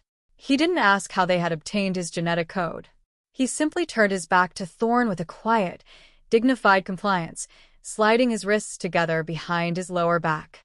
Thorne grabbed the suspect's right wrist, the skin feeling cold and dry beneath his fingers, and snapped the steel cuff shut with a sharp, mechanical click that broke the final silence of the Oak Haven morning. The second cuff followed instantly, locking the deacon's hands together in a metallic embrace that signaled the absolute end of his 38-year run of freedom. "Samuel Garrick, you are under arrest for the capital murder of Rebecca Lynn," Thorne read, his voice clear, hard, and echoing across the quiet neighborhood as the first rays of the Texas sun began to strike the brick facade of the house. "You have the right to remain silent. Anything you say can and will be used against you in a court of law. You have the right to an attorney." As the constitutional warnings filled the morning air, the front doors of the neighboring houses began to click open. Elderly men in robes and women with coffee mugs stepped out onto their porches, their faces pale with an absolute, paralyzing disbelief as they watched the senior deacon of their church, the man who had baptized their children, led their weddings, and buried their dead, being led down the driveway in handcuffs by a state tactical unit. The net had finally closed, and the town of Oakhaven was about to wake up to a chandong that would tear its historical perception of faith and safety apart at the absolute seams. The transport van cut through the thickening morning light, its tires kicking up a continuous, violent plume of white caliche dust that hovered over Pecan Street like a ghost. By 6:15 a.m., the clinical, silent precision of the pre-dawn tactical operation had completely evaporated, replaced by an explosive, uncontrollable wave of public hysteria that rippled through the residential blocks of Oakhaven. In a town where everyone's business was common knowledge, the sight of two black armored state transport vehicles blockading the senior deacon's driveway was an event of apocalyptic proportions. Phone lines across the county buzzed with frantic, terrified static. Porch lights clicked on in rapid, panic succession, and within 20 minutes, a small, stunned crowd of neighbors had gathered at the edge of the police tape, their faces pale, their eyes wide with an absolute, paralyzing refusal to believe what their own senses were telling them. Inside the secure holding facility of the Winkler County Jail, the atmosphere was entirely detached from the brewing community storm outside. The interrogation wing was a subterranean space, buried deep beneath the limestone foundation of the county courthouse, where the walls were constructed of rough-cut stone and painted an unyielding, institutional green. The room was small, soundproofed, and dominated by the relentless, low-frequency hum of an old ventilation shaft that smelled faintly of damp concrete and metallic floor wax. In the center sat a heavy steel table, bolted securely to the floor, flanked by 3 plastic chairs. On one side sat Samuel Garrick, still wearing his flannel pajamas, his hands resting flatly on the cold metal surface, his posture as straight and composed as if he were waiting for a morning committee meeting to begin.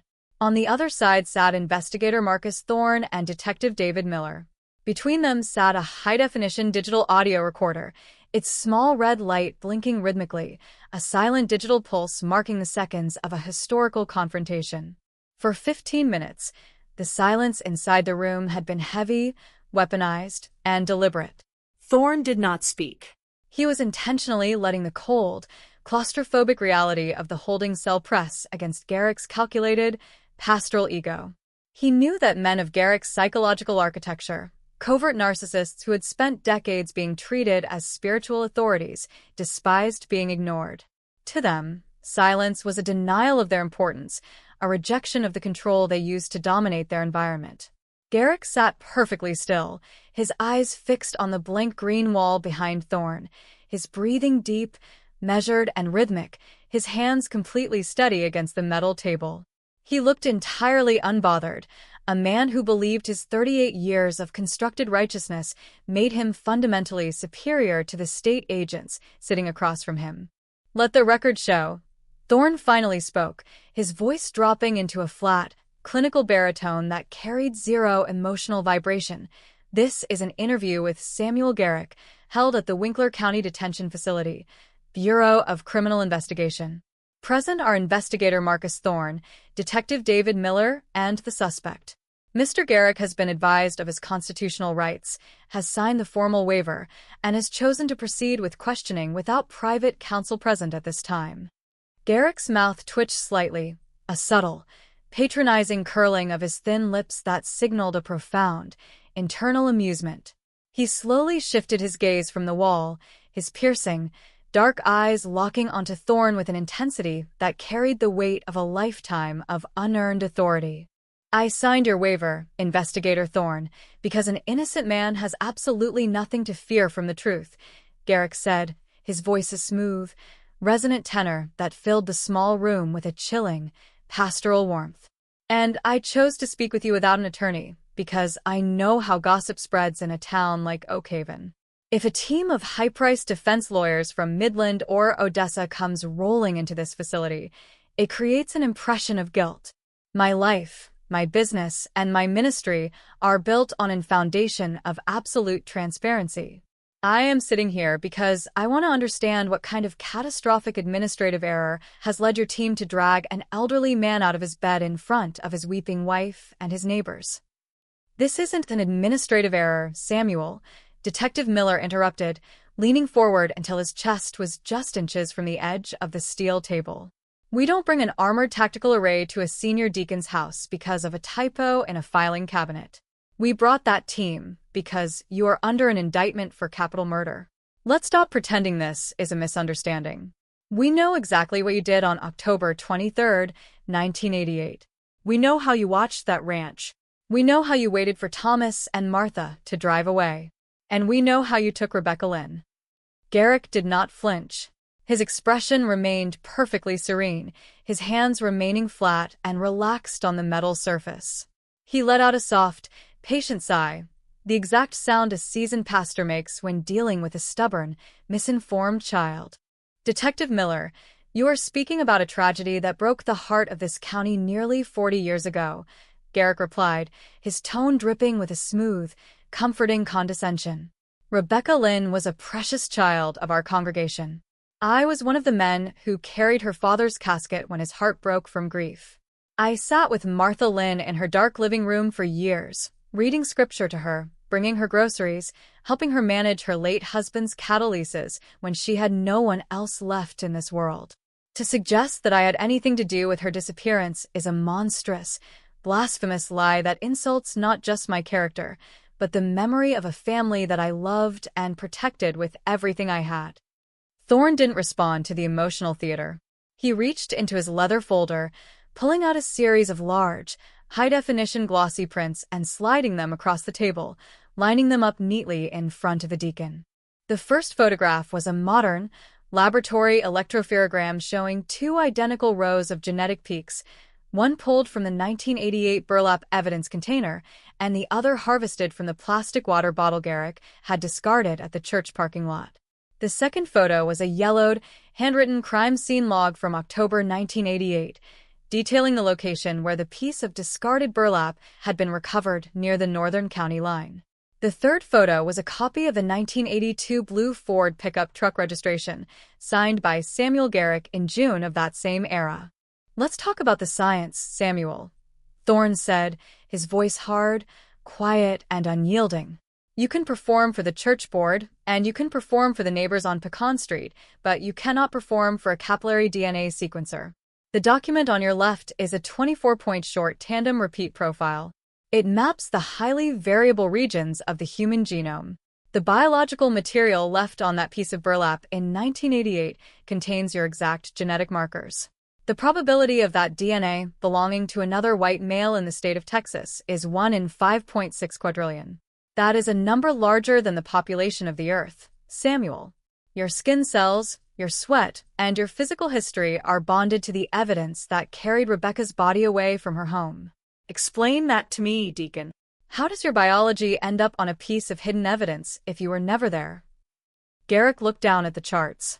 For a long, agonizing 10 seconds, his eyes tracked the colorful signal peaks on the laboratory page. The silence in the room became so dense you could hear the faint, high-pitched whistle of the electronic digital recorder tracking their voices. The pastoral mask did not shatter, but a distinct, icy coldness seemed to settle over his features. The warmth vanished from his eyes, replaced by an intense, calculated focus that belonged to a man who was rapidly restructuring his perimeter defense.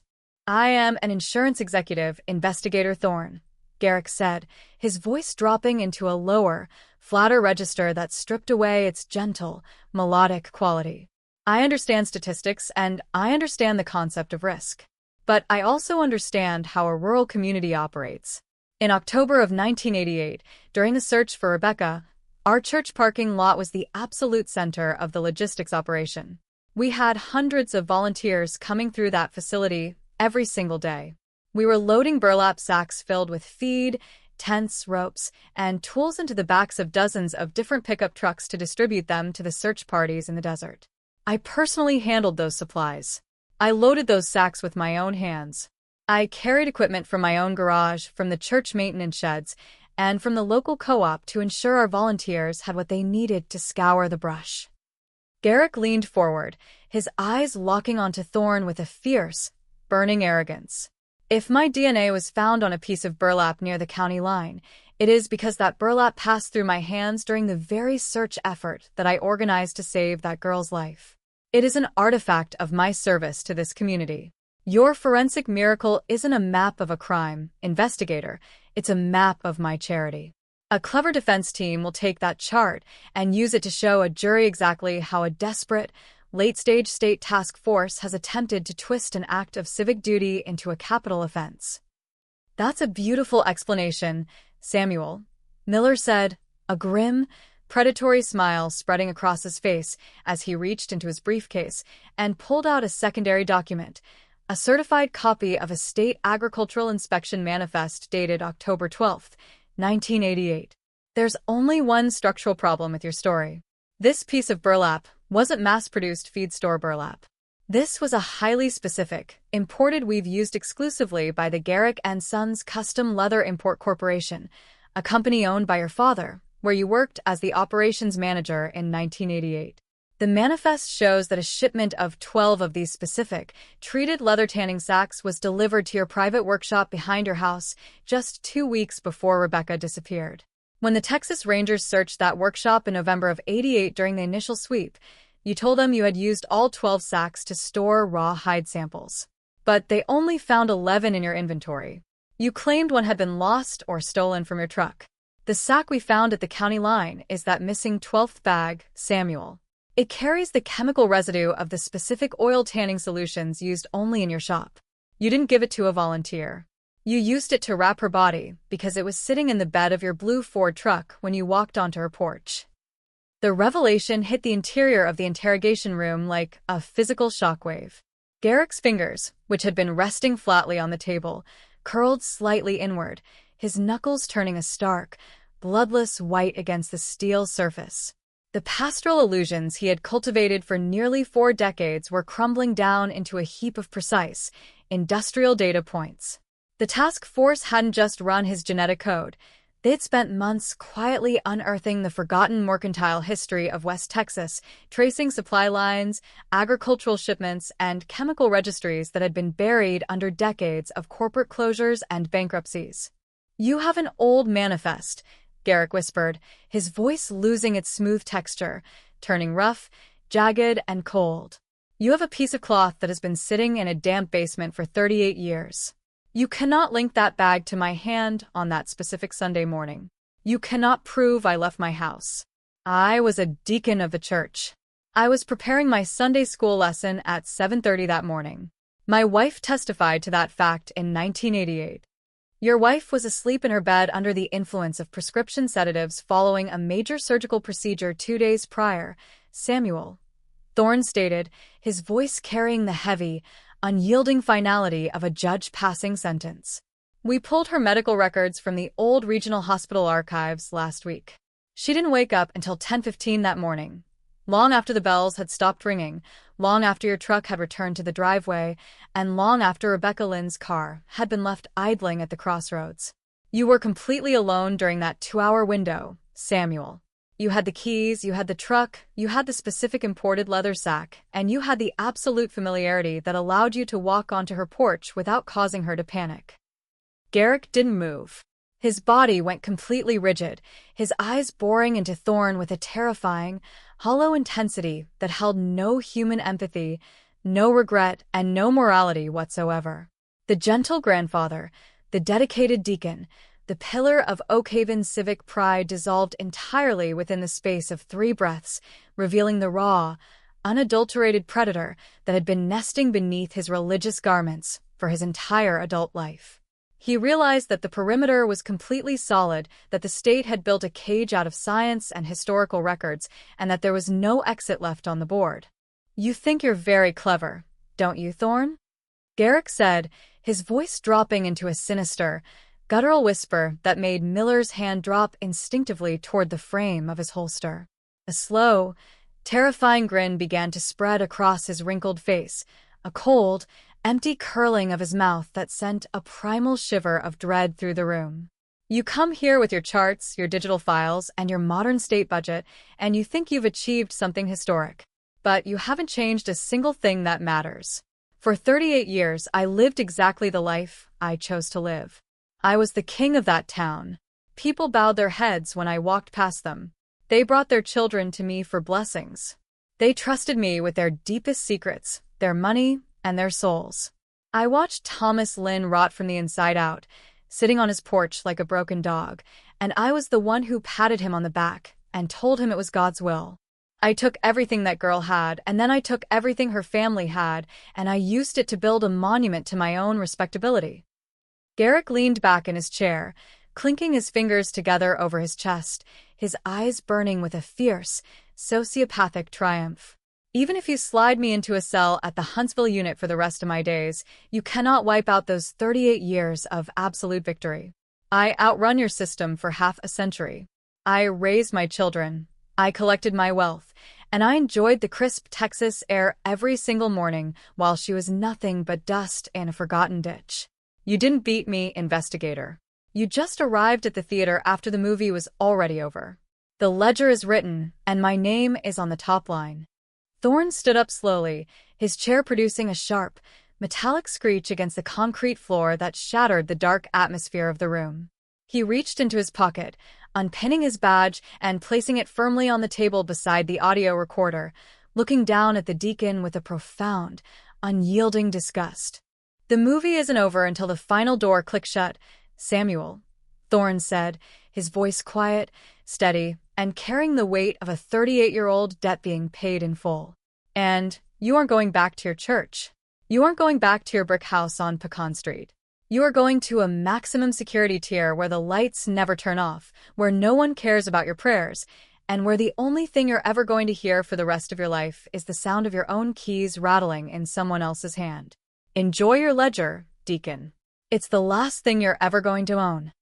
He hit the stop button on the digital recorder, its small red light extinguishing instantly, plunging the interrogation into a cold, administrative finality. Thorne turned on his heel and walked toward the heavy steel security door, stepping out into the bright, frantic chaos of the booking room where the district attorney was already fielding phone calls from the Texas governor's office. The unmasking was complete. The Phantom of Oakhaven was officially in chains, and the town above them was about to wake up to a reality that would tear its historical illusions of faith and security completely down to the bedrock. Texas 1988 cold case solved. Respected deacon arrested for murder. Part 6 of 11. The shockwave that rippled upward from the subterranean holding cells of the Winkler County Jail did not merely disrupt the morning routine of Oakhaven, it shattered the community's structural foundation, like a localized earthquake. By 9 a.m. on Thursday, May 21st, 2026, the intersection of Main Street and Pecan Street had become an impassable bottleneck of flashing crimson strobe lights, dust-covered pickup trucks, and frantic, weeping groups of local citizens. The news of Samuel Garrick's arrest had bypassed the traditional channels of print and broadcast journalism, spreading through the county via a frantic wildfire of encrypted text messages, panicked phone calls between church elders, and social media posts that featured grainy, blurred photographs of the senior deacon being led down his driveway in tactical restraints. To a metropolitan outsider, the arrest of a 72-year-old retired insurance agent might have seemed like a routine, late-stage development in an ancient cold case. But to the collective consciousness of Oakhaven, the announcement was a theological and social apocalypse. Samuel Garrick was not merely a member of the community, he was one of its primary authors. He had sat on the municipal planning board that authorized the construction of the new high school. He had managed the pension funds for hundreds of retired oil field workers, and as the senior deacon of the First Baptist Church, his hands had physically touched the water that baptized 3 generations of local children. He was the man who held the fabric of the town together during times of economic drought and personal tragedy. The realization that this pastoral patriarch was the very predator who had slaughtered Rebecca Lynn was a truth so grotesque that the human mind instinctively rejected it to preserve its own sanity. Inside the Grand Assembly Hall of the Winkler County Courthouse, the atmosphere was a volatile mix of administrative panic and raw, unadulterated tension. District Attorney Thomas DeShazo stood behind a makeshift wooden podium that had been hastily dragged into the center of the press room, his face illuminated by the harsh, unflinching glare of a dozen television camera lights. The local news crews from Midland, Odessa, and Lubbock were crammed shoulder to shoulder with national investigative journalists who had chartered private flights from Houston and Dallas the moment the State Department of Public Safety issued its high-priority media alert. The sound of camera shutters clicking in rapid, continuous unison filled the air with a mechanical static that resembled a sudden hailstorm hitting a corrugated tin roof. "Good morning," DeShazo began, his voice carrying a heavy, rehearsed solemnity that struggled to compete with the ambient noise of the room. He adjusted a thick stack of legal documents, the formal capital murder indictment that had been electronically filed with the district clerk just 30 minutes prior. 38 years ago, this county was marked by an act of absolute, calculated wickedness. The disappearance of Rebecca Lynn from her family's homestead in October of 1988 tore a hole in the moral fabric of West Texas, a hole that many in this room believed would never be mended, a mystery that many assumed would remain buried in our desert soil until the end of time. Today, I am here to announce that the long, dark season of evasion has officially come to an unyielding halt. DeShazo paused, looking directly into the lenses of the center television cameras, his eyes hardening. Earlier this morning, special agents from the Texas Department of Public Safety's Cold Case Task Force executed a felony arrest warrant for capital murder on Samuel Garrick, 72, of Oak Haven, Texas. The evidence we are presenting to the grand jury today is not based on ancient rumors, circumstantial hearsay, or late-stage speculation. It is rooted in an unassailable, 24-point short tandem repeat DNA profile that links the suspect directly to the biological material left on the evidence used to conceal the victim's body. The science has spoken with absolute, mathematical finality. For nearly 4 decades, Mr. Garrick used his status, his religious garments, and his carefully constructed civic reputation as an armor against human justice. He stood at the altar of God while his hands were stained with the blood of innocents. But the state of Texas does not forget its dead. We do not care how deeply a predator buries himself within the institutions of faith. The law is an equalizer that eventually finds its target, no matter how long the trail or how cold the track. As DeShazo opened the floor to questions, the room dissolved into a chaotic crossfire of shouting voices. Reporters were screaming for details about the motive, the specifics of the DNA extraction, and whether the state would pursue the death penalty under the capital statutes of 1988. Standing 3 paces behind the podium, investigator Marcus Thorne remained perfectly motionless, his arms crossed tightly over his tactical vest, his eyes fixed on the back exit of the room. He wasn't listening to the media performance or the political posturing of the prosecutor. His mind was focused entirely on the immediate legal warfare that was already developing in the clerk's office downstairs. Samuel Garrick had not spent 38 years evading the law without understanding how to construct a defensive perimeter. Even before the transport van had cleared the perimeter gates of his Pecan Street residence, his wife's family had mobilized a formidable legal defense network. By 8:30 a.m., a sleek, black luxury sedan had pulled into the courthouse parking lot, delivering a team of 3 of the most ruthless, high-priced criminal defense attorneys in the state of Texas. Led by senior counsel Harlan the Iron Gate Vance, a legendary West Texas trial lawyer known for dismantling capital prosecutions through brutal, microscopic attacks on police methodology, the defense team had already filed an immediate motion for a protective order, demanding that all interrogation recordings be sealed and that the state be prohibited from releasing any specific forensic details to the public. Thorne walked down the echoing limestone corridor of the courthouse, his combat boots producing a sharp, rhythmic thud against the polished tiles. He entered the district clerk's office, where Detective David Miller was standing beside a massive high-speed scanner, watching a clerk log the physical search warrants that would authorize a complete, forensic teardown of Samuel Garrick's property. The task force was not resting on the DNA match from the water bottle. They knew that a capital murder trial in rural Texas required an avalanche of physical corroboration to overcome the community's natural bias toward a beloved church leader. Harlan Vance just filed his initial discovery demands, Miller said, looking up from his tablet as Thorne approached. His face was pale with exhaustion, dark circles swelling beneath his eyes from 48 hours of continuous operational pressure.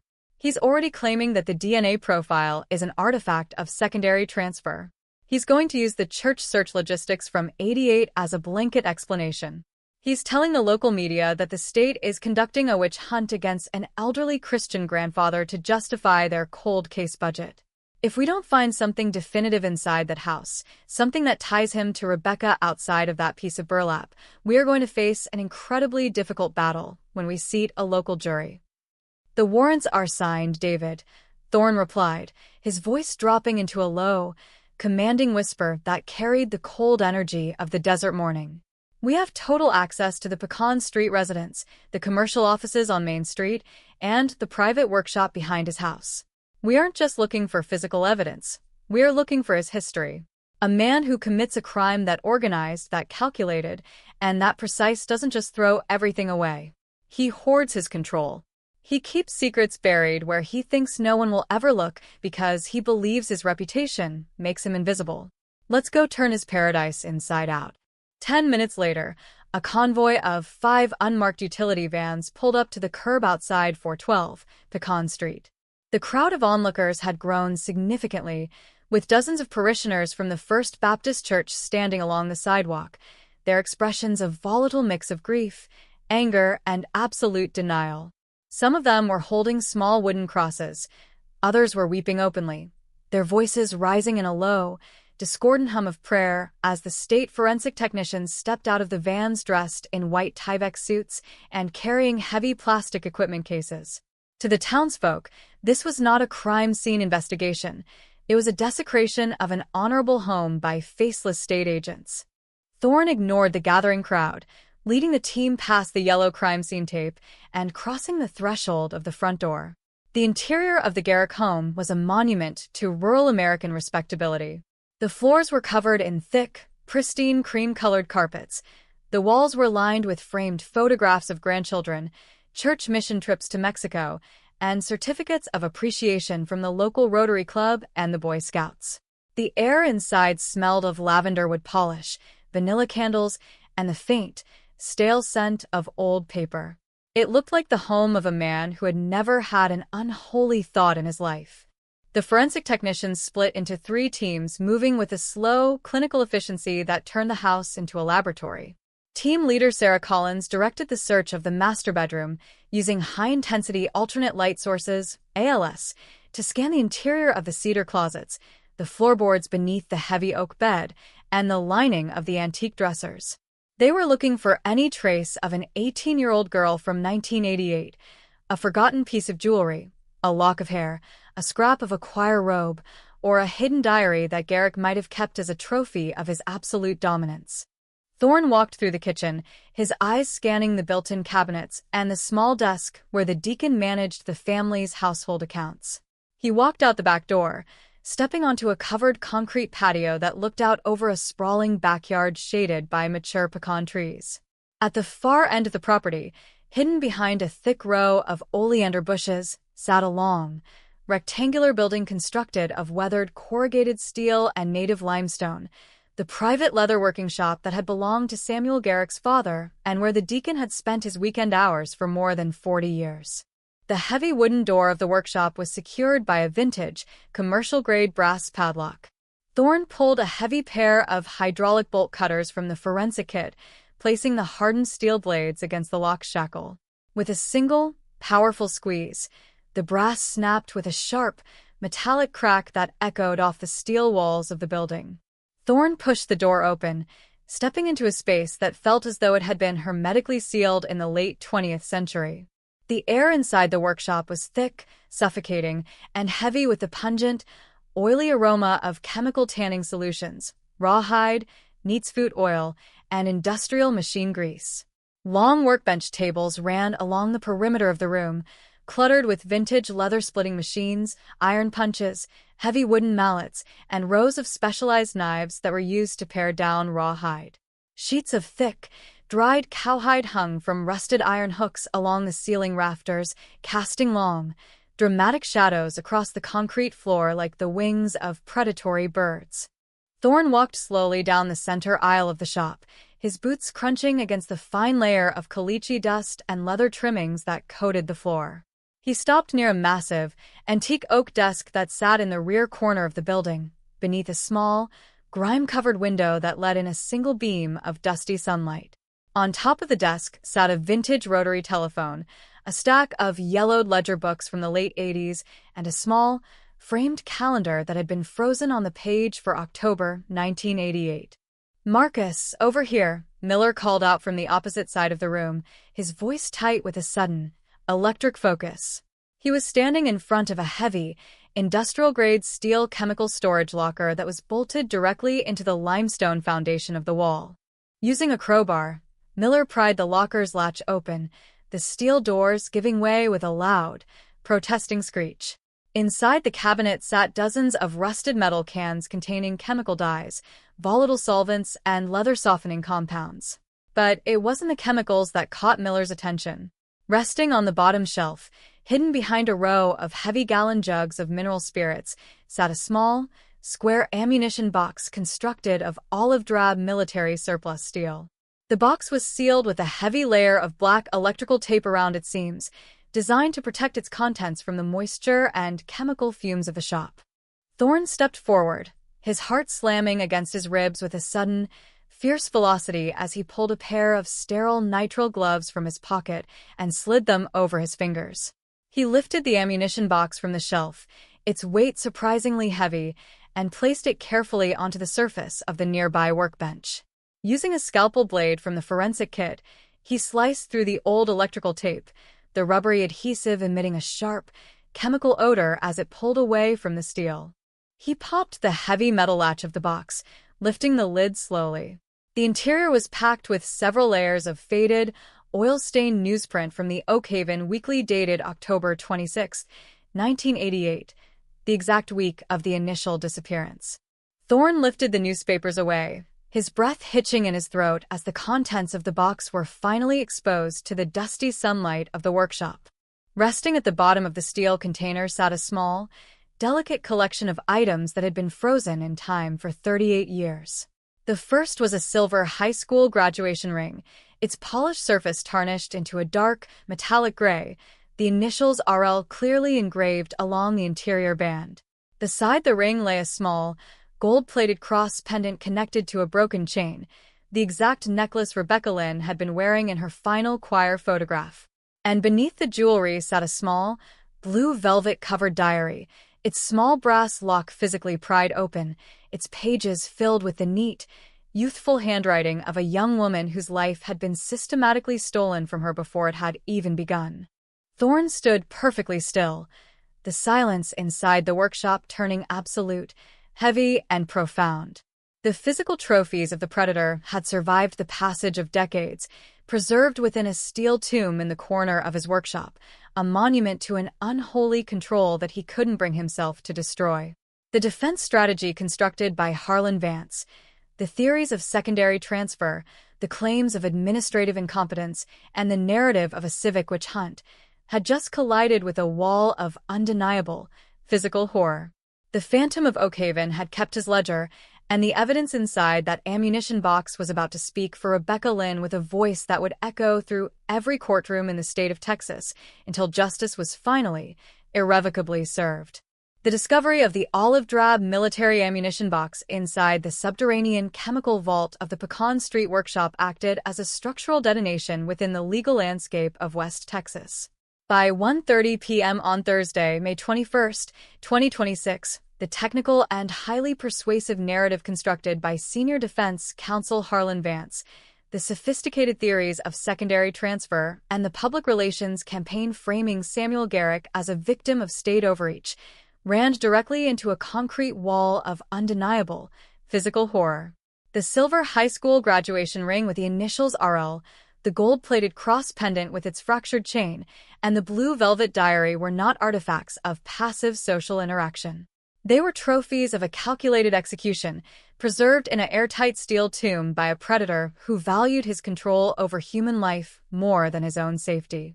Inside the secure administrative offices of the Winkler County Courthouse, the atmosphere was suffocatingly tense, smelling of stale black coffee, printer toner, and the electric anxiety of an impending legal ambush. Investigator Marcus Thorne stood beside District Attorney Thomas DeShazo, watching a forensic technician upload high-resolution digital macro photographs of the recovered jewelry onto a massive presentation screen. The images were devastatingly clear. The tarnish on the silver ring did not obscure the delicate engraving of the Oak Haven High School crest of 1988. The dark stains on the blue velvet cover of the diary had already been confirmed by a rapid chemical field test to be human biological material. Harlan Vance is currently down the hall in Judge Whitmore's chambers, screaming for an immediate emergency suppression hearing, DeShazo said, his voice dropping into a hard, driving whisper as he signed a stack of updated grand jury subpoenas. He looked up at Thorne, his eyes wide with a mixture of predatory focus and profound relief. He was preparing to file a $1 million civil rights injunction against us this afternoon. He had 3 local pastors lined up to give a live television press conference on the courthouse steps, declaring Samuel's absolute innocence.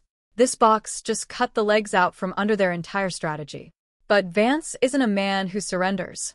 He's going to attack the validity of the search warrant execution. He's going to claim my technicians planted that ammunition box behind the mineral spirits to salvage a failing investigation. Let him scream, Tom. Thorne replied, his voice cold, quiet, and steady. He pulled a heavy plastic forensic binder from his briefcase, sliding it across the desk. The entire breach and search of that workshop was recorded on 3 separate, time-stamped tactical body-worn cameras with continuous audio tracking. We have a seamless, uninterrupted video feed from the exact moment the hydraulic cutters snapped that brass padlock to the second Detective Miller lifted that steel box off the shelf. The electrical tape sealing the seams was coated in a 40-year-old layer of chemical lacquer and fine caliche dust that matches the interior of that locker perfectly. It's an uncompromised, historical microenvironment.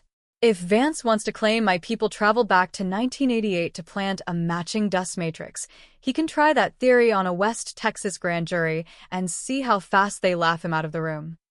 The door to the administrative office clicked open sharply, and Detective David Miller stepped inside, holding a high-security digital drive containing the preliminary forensic analysis of the blue velvet diary. Miller's face was a pale mask of exhaustion, but his eyes burned with an intense, fierce focus. The State Computer Crime Lab in Austin just completed the multispectral digital imaging of the diary pages, Miller announced, sitting down heavily in a plastic chair and opening his laptop to sync the files. Garrick didn't just keep the diary as a physical souvenir, Marcus. He kept it because it contained a chronological record of his own pathology. The last 4 pages of that diary aren't written in Rebecca's hand. They are written in a neat, old-fashioned cursive script that matches the handwritten ledger books from Samuel's insurance firm perfectly. He used her private diary to record his observations of her family, his tracking of her schedule, and the exact logistical calculations he used to execute the abduction on that Sunday morning. It's a manual of premeditation written by his own hand. Thorne leaned over the monitor, his breath catching in his throat as the digital pages slid across the screen. The text was a chilling, detached manifestation of absolute sociopathy. The entries detailed the precise moments Thomas and Martha Lynn left their driveway, the blind spots along the highway where a truck could idle without catching the attention of the mail carrier, and the exact amount of time it took to neutralize a human being without causing a physical disruption to the surrounding room. It was a foundation of guilt that no legal maneuver, no amount of family wealth, and no pastoral influence could dismantle. We need to present this directly to the grand jury before the defense has an opportunity to file a formal injunction, Thorne said, turning back to DeShazo. The grand jury is already impaneled for the regular spring session downstairs. They're sitting in courtroom 3 right now, waiting for the routine drug indictments. Let's bypass the administrative queue, Tom. Let's walk this box and these digital scans straight into that room and secure a capital indictment before the sun goes down. We strip him of the presumption of innocence before Vance can even finish typing his suppression motions. 10 minutes later, Thorne and DeShazo walked down the grand marble staircase to the secure basement level of the courthouse, where the grand jury sessions were held behind heavy, windowless oak doors guarded by 2 armed sheriff's deputies. The environment here was completely divorced from the media frenzy chalking the upper floors. There were no cameras, no spectators, and no defense attorneys. Under Texas law, grand jury proceedings are strictly confidential, an island of pure institutional authority where the state presents its raw evidence to 23 local citizens to determine whether a criminal case should proceed to a full trial. When Thorne stepped past the threshold into courtroom 3, the 23 grand jurors, a diverse group of West Texas residents consisting of oil field mechanics, retired school teachers, ranchers, and local merchants, looked up with expressions of intense curiosity. They had all seen the flashing lights outside. They had all heard the whispered rumors rippling through the town square since dawn. But they had no idea that they were about to become the official arbiters of an ancient ghost story that had haunted their county for 38 years. DeShazo stepped up to the wooden podium, his voice dropping into a low, solemn cadence that instantly commanded the room. Ladies and gentlemen of the grand jury, the Commonwealth is disrupting your scheduled docket today to bring before you an extraordinary matter of historic justice. We are asking you to return a true bill for capital murder against Samuel Garrick, 72, for the 1988 slaying of Rebecca Lynn. A collective, sharp intake of breath echoed through the wood-paneled room. An elderly rancher in the front row leaned forward, his hands clenching into tight fists against his knees, his eyes locked on the heavy, sealed plastic forensic container Thorne placed onto the central evidence table. Inside the container sat the olive-drab ammunition box, its latch open to display the tarnished silver ring and the gold cross reflecting the harsh fluorescent light. For the next 45 minutes, investigator Thorne delivered a masterclass in forensic reconstruction. He did not speak with the theatrical emotionalism of a trial lawyer. He spoke with the flat, clinical, and devastating precision of an executioner. He walked the jurors through the entire chronological timeline, beginning with the microscopic extraction of the 20-point DNA profile from the ancient burlap sack in Austin. He displayed the comparative genetic charts side by side, demonstrating how the alleles pulled from a modern, discarded water bottle matched the 1988 biological evidence with a statistical certainty of 1 in 5.6 quadrillion. He then introduced the digital scans of the Blue Velvet Diary. He read the entries aloud, the cold, calculated sentences written in Samuel Garrick's cursive script that mapped out the destruction of a young life with the same administrative indifference used to balance an insurance ledger. As the words filled the quiet courtroom, the atmosphere became heavy, suffocating, and thick with a profound moral horror. A woman in the second row began to weep quietly into a tissue, while the elderly rancher in the front row stared at the evidence with a fierce, burning fury that signaled the absolute collapse of the Deacon's community armor. Samuel Garrick spent 38 years telling you who he was, Thorne concluded, looking directly into the eyes of each juror. He told you he was a man of God. He told you he was the protector of this town. He told you he was a grandfather who wept for the lost innocence of Oakhaven. But this box, these rings, and his own handwriting tell you the truth. He is a predator who slaughtered your neighbor's child and used your faith as a cage to protect himself from the consequence of his malice. The state has done its duty. Science has unmasked the phantom. We are asking you to give Rebecca Lynn her day in a court of law. Thorne and DeShazo stepped out of the courtroom, the heavy oak doors closing behind them with a sharp, definitive click. They stood in the silent, limestone corridor, the mechanical ticking of a wall clock tracking the agonizing suspension of time. They knew that grand jury deliberations could take hours, especially when dealing with a historic capital case involving a highly respected local figure. But the citizens of Winkler County didn't need hours. Exactly 7 minutes later, the door swung open, and the foreman of the grand jury, a weathered oil field foreman with gray hair and a stern expression, stepped into the hallway, holding a single sheet of legal parchment. He walked straight toward DeShazo, his face a hard, unyielding mask of West Texas justice, and handed over the document. The paper was signed, dated, and marked with a single, bold checkmark next to the printed text. True bill. The grand jury had unanimously indicted Samuel Garrick for capital murder.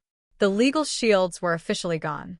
The presumption of innocence had met the reality of the evidence, and the senior deacon of Oakhaven was now officially a capital defendant, heading toward a courtroom where his wealth, his status, and his pastoral robes would be completely useless against the unyielding machinery of the state. Thorne looked down at the signed indictment, letting out a long, slow breath that carried the accumulated weight of a 38-year-old debt being paid in full. The phantom was unmasked, the trophies were secured, and the long, brutal march toward a final trial had officially begun in the shadow of a desert that had finally refused to hold on to its secrets any longer.